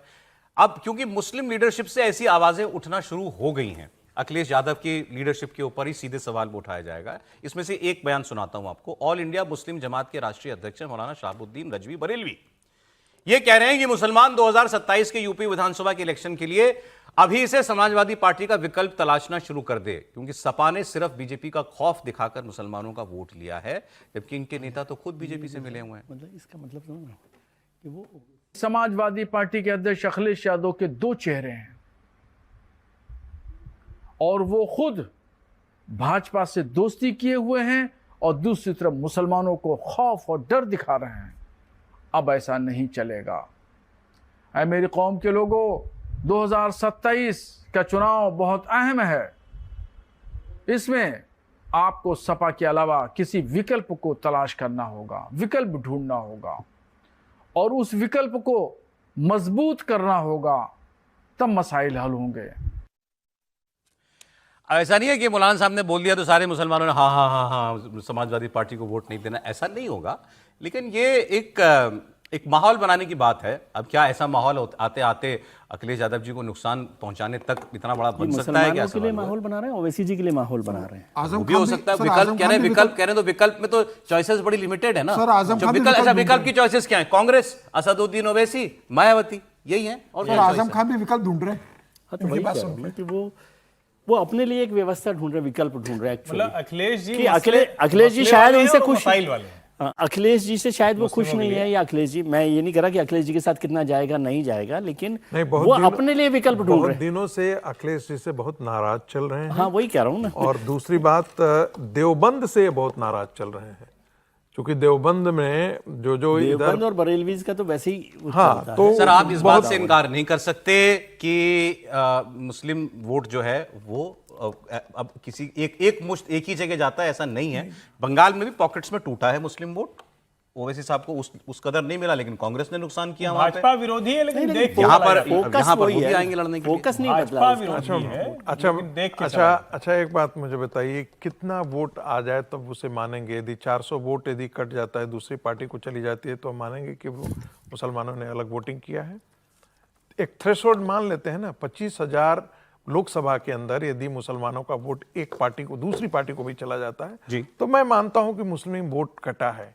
यदि 1,000 इधर उधर हुआ है तो उसको कटना नहीं माना जाता है। कितना परसेंट का मत है? 25% जाए तो मानेंगे? हम तब मानते हैं कि सब्सटेंशियली 10%, 15% यदि चला जाए तो सब्सटेंशियली मान लेते हैं कि भाई वो डैमेज करने के काबिल है। और वो भी जो जा रहा है वो देख रहा है कि उस कैंडिडेट के साथ ये लड़ाई चल सकती है कि वो बीजेपी के खिलाफ। आपको यदि आप बंगाल का, वो कोई ऐसा नहीं है कि वो उससे नाराज होकर जा रहा है, वो इसलिए जा रहा है कि यहाँ पर जैसे हुमायूं कबीर के साथ हुआ, हाँ। कि वो 2 सीटों से लड़ लिए, क्योंकि उनका लगा कि ये आदमी जीत सकता है बीजेपी के खिलाफ, तो इसलिए वो वोट है। उसको स्प्लिट वोट की तरह से आप मत देखिए। और वहां अब तो पश्चिम बंगाल ने और असम ने तो यह भी बता दिया कि अब तो कोई ऐसी सीट नहीं है जहां पर बीजेपी नहीं जीत सकती, ये भी तो बता दिया सर। हाँ, ये भी है। तो मैं तो कह रहा हूँ, पहले भी ये बात कही कि जो हम लोग बार बार इस पैराडाइम को ही बदलिए कि जो मुस्लिम डोमिनेंस की जो सीट्स पर आप चर्चा करते रहते हैं हम सब लोग, वो पूरा का पूरा पैराडाइम उन्होंने बदल दिया है। तो आपको लगता नहीं कि यूपी में कोई मुस्लिम वोट में डिवीजन होगा? मोटे जी तौर नहीं पर लगता? देखिए, एक तो कांग्रेस बहुत मजबूत तरीके से लड़े, इसके बड़े अगर इफ एंड बट जो भी लगाना चाहें उसके साथ, वो तो मिलकर लड़ेगी सपा से। मैं कहता हूं इसको बंटने जैसा क्यों कहें, मुसलमान वोट बंटेगा नहीं, लेकिन एकमुश्त तो वोट हो कहीं कहीं अगर उसको संभावना दिखी तो समाजवादी पार्टी से इधर किसी और को भी दे हाँ, सकता तो वही है ना, वो उसको अच्छा, बटना इसका- भी कहते हैं ना फिर। एक इनपुट देना चाहता हूं। 2013 में जब मुजफ्फरनगर में दंगे हुए थे तो हमारी टीम जाकर के वहां पर बात किया था कि आप लोग वोटिंग कैसे करते हैं।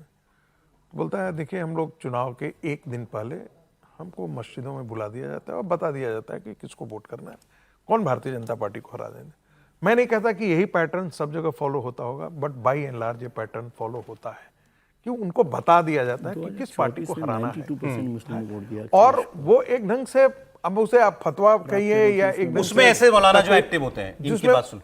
तो मौलाना तो हर जगह एक्टिव है ठीक ना, है सर। मस्जिदें तो हर जगह है ना। मैं लेकिन जो मैं खबर पढ़ रहा था उसमें यह है कि अखिलेश यादव भी इस स्ट्रैटेजी को, मतलब वो अब रीथिंक एक चल रहा है बंगाल की हार के बाद।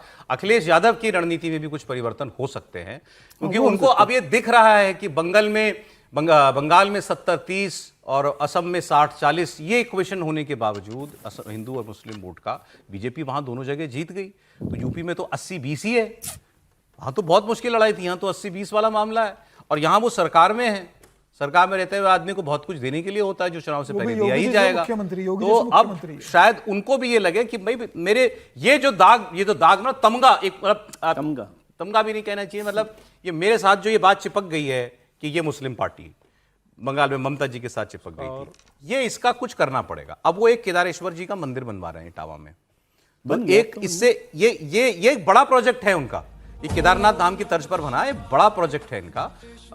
इससे बार बार कहते भी हैं कि देखो भाई, हिंदू होना जो है वो किसी का इकलौते का तो वो नहीं है, दावा होना चाहिए। अब उन्होंने ये दावा किया है कि 2012 में जब उनकी सरकार बनी थी, वो तो पंडितों और ज्योतिषियों के मार्गदर्शन में उनकी सरकार बनी थी, और अब वो दोबारा उसी राह पर चल रहे हैं। जो पंडित जी महाराज कहेंगे हम वैसे ही करेंगे। जो हमारे पंडित जी बोलेंगे, बाल कटाना तो बाल कटाएंगे, बाल बढ़ाना तो बाल बढ़ाएंगे, सुबह कहेंगे राइट पैर से निकलना है तो हम राइट पैर से निकलेंगे, आज नहीं निकलना है हम नहीं निकलेंगे। अरे हम नए न्यू समाजवादी हैं। उन्होंने कहा हम नियो समाजवादी हैं, हम नए समाजवादी हैं, पंडित जी के कहने पर चलेंगे। वो कुछ बातें तंज में कहते हैं, लेकिन ये सीरियस बात है कि वो ये मैसेज देना चाहते हैं भाई हम भी हिंदू हैं, मुसलमान वोट देता है इसका मतलब थोड़ी कि हम हिंदू नहीं रह गए। ब्राह्मण उनके फोकस पर है, और ब्राह्मण फोकस पे, यस बिल्कुल, और ब्राह्मण समझिए आप बात को। यस, ये बात जो आपने कही बिल्कुल ठीक, ये ब्राह्मणों पर फोकस है उनका। सब ब्राह्मणों पे फोकस है। इससे तो माता प्रसाद पांडे को उन्होंने विपक्ष का नेता बना के रखा है। अखिलेश यादव अगर ये उनको लगता है कि उनके ऊपर भाई मुस्लिम का तमगा चिपका दिया गया उनके छाते से, तो ये तो विरासत से लेकर आ रहे हैं ना, उनके पिता से उनको जो विरासत मिली है और उसी विरासत को तो अखिलेश यादव ने आगे बढ़ाई है। अगर अखिलेश यादव मंदिर बनाने की बात करते हैं, अखिलेश यादव को मंदिर बनाने की जरूरत नहीं थी। अखिलेश यादव राम मंदिर चले जाते, राम मंदिर के दर्शन करने, अखिलेश यादव महाकुंभ में स्नान करने चले जाते। अगर उसका ज्यादा बहुत बाद में गए थे वो, मुझे लगता है अगर वो राम मंदिर दर्शन करने चले जाते जिस तरीके से, और अयोध्या सीट हारने के बाद भारतीय जनता पार्टी फैजाबाद सीट हार गई, उसके बाद और जिस तरीके से व्यंग भारतीय जनता पार्टी पर करते रहे, मुझे लग रहा है वो ना करते। उनका चैलेंज ये है सर, उनका चैलेंज ये है कि मुझे मुस्लिम वोट भी मिलता रहे और मुस्लिम तुष्टीकरण का इल्जाम भी ना लगे। देखिए एक चीज है, यदि सवर्ण उनको क्या, उनके बारे में आरोप, उन पर आरोप क्या है कि भाई वो MY फैक्टर है जो उनके लिए काम करती है।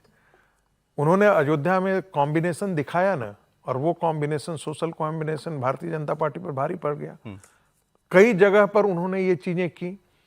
यदि ओबीसी वोट के अंदर, ओबीसी के अंदर या दलितों के प्रतिनिधित्व को लेकर या ब्राह्मणों के प्रतिनिधित्व को लेकर के यदि वो वाकई एग्रेसिव हो जाते हैं, तो क्या आपको लगता है कि भारतीय जनता पार्टी के अंदर दबाव नहीं बनेगा? बिल्कुल बनेगा, बिल्कुल बनेगा।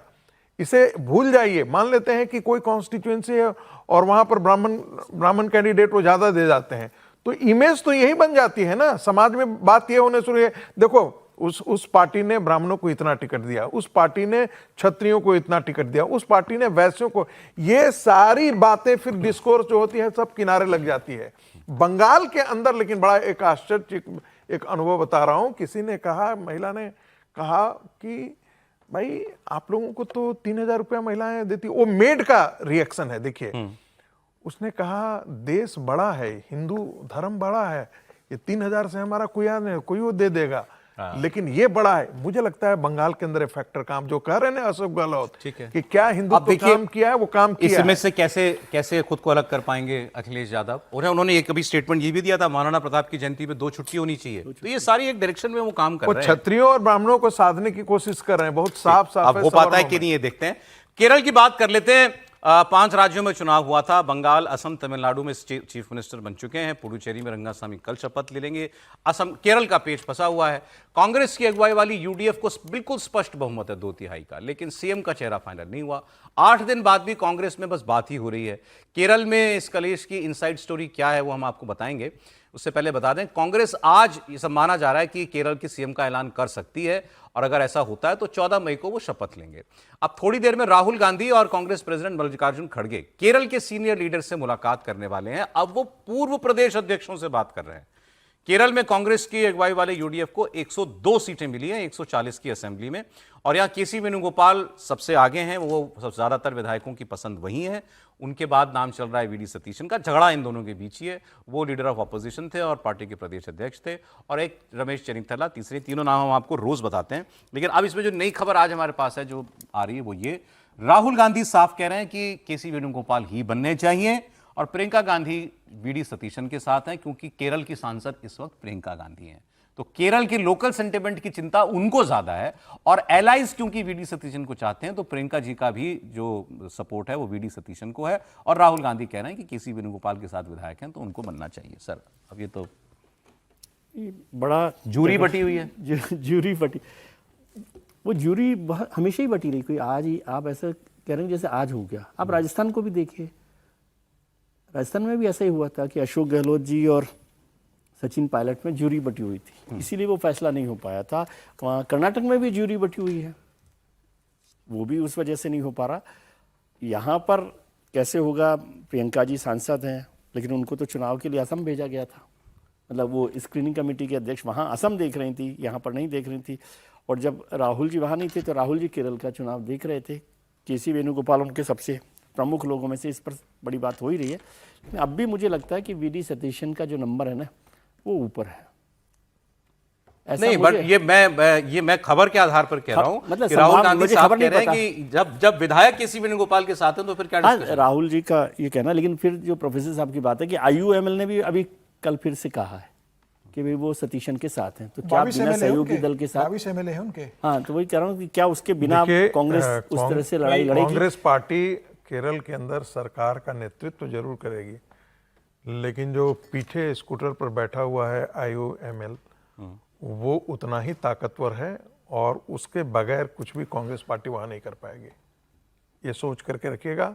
वो ड्राइविंग सीट पर जरूर बैठा है, लेकिन इंस्ट्रक्शन तो जो एलआई चाहेंगे, मतलब वीडी सतीशन बिल्कुल एलआई चाहें या ना चाहें, अगर इतना झगड़ा हो गया है और मुसलमानों ने खुलकर कांग्रेस को समर्थन दिया है, वहां कोई कसर नहीं छोड़ी है, क्या एक भी राज्य में मुसलमान मुख्यमंत्री कांग्रेस नहीं बनाएगी? सेकुलरिज्म की बात कल से अपनी शरारत कर रहे हैं। नहीं, शरारत नहीं भाई, सीरियस बात है, आप इसको समझिए ना।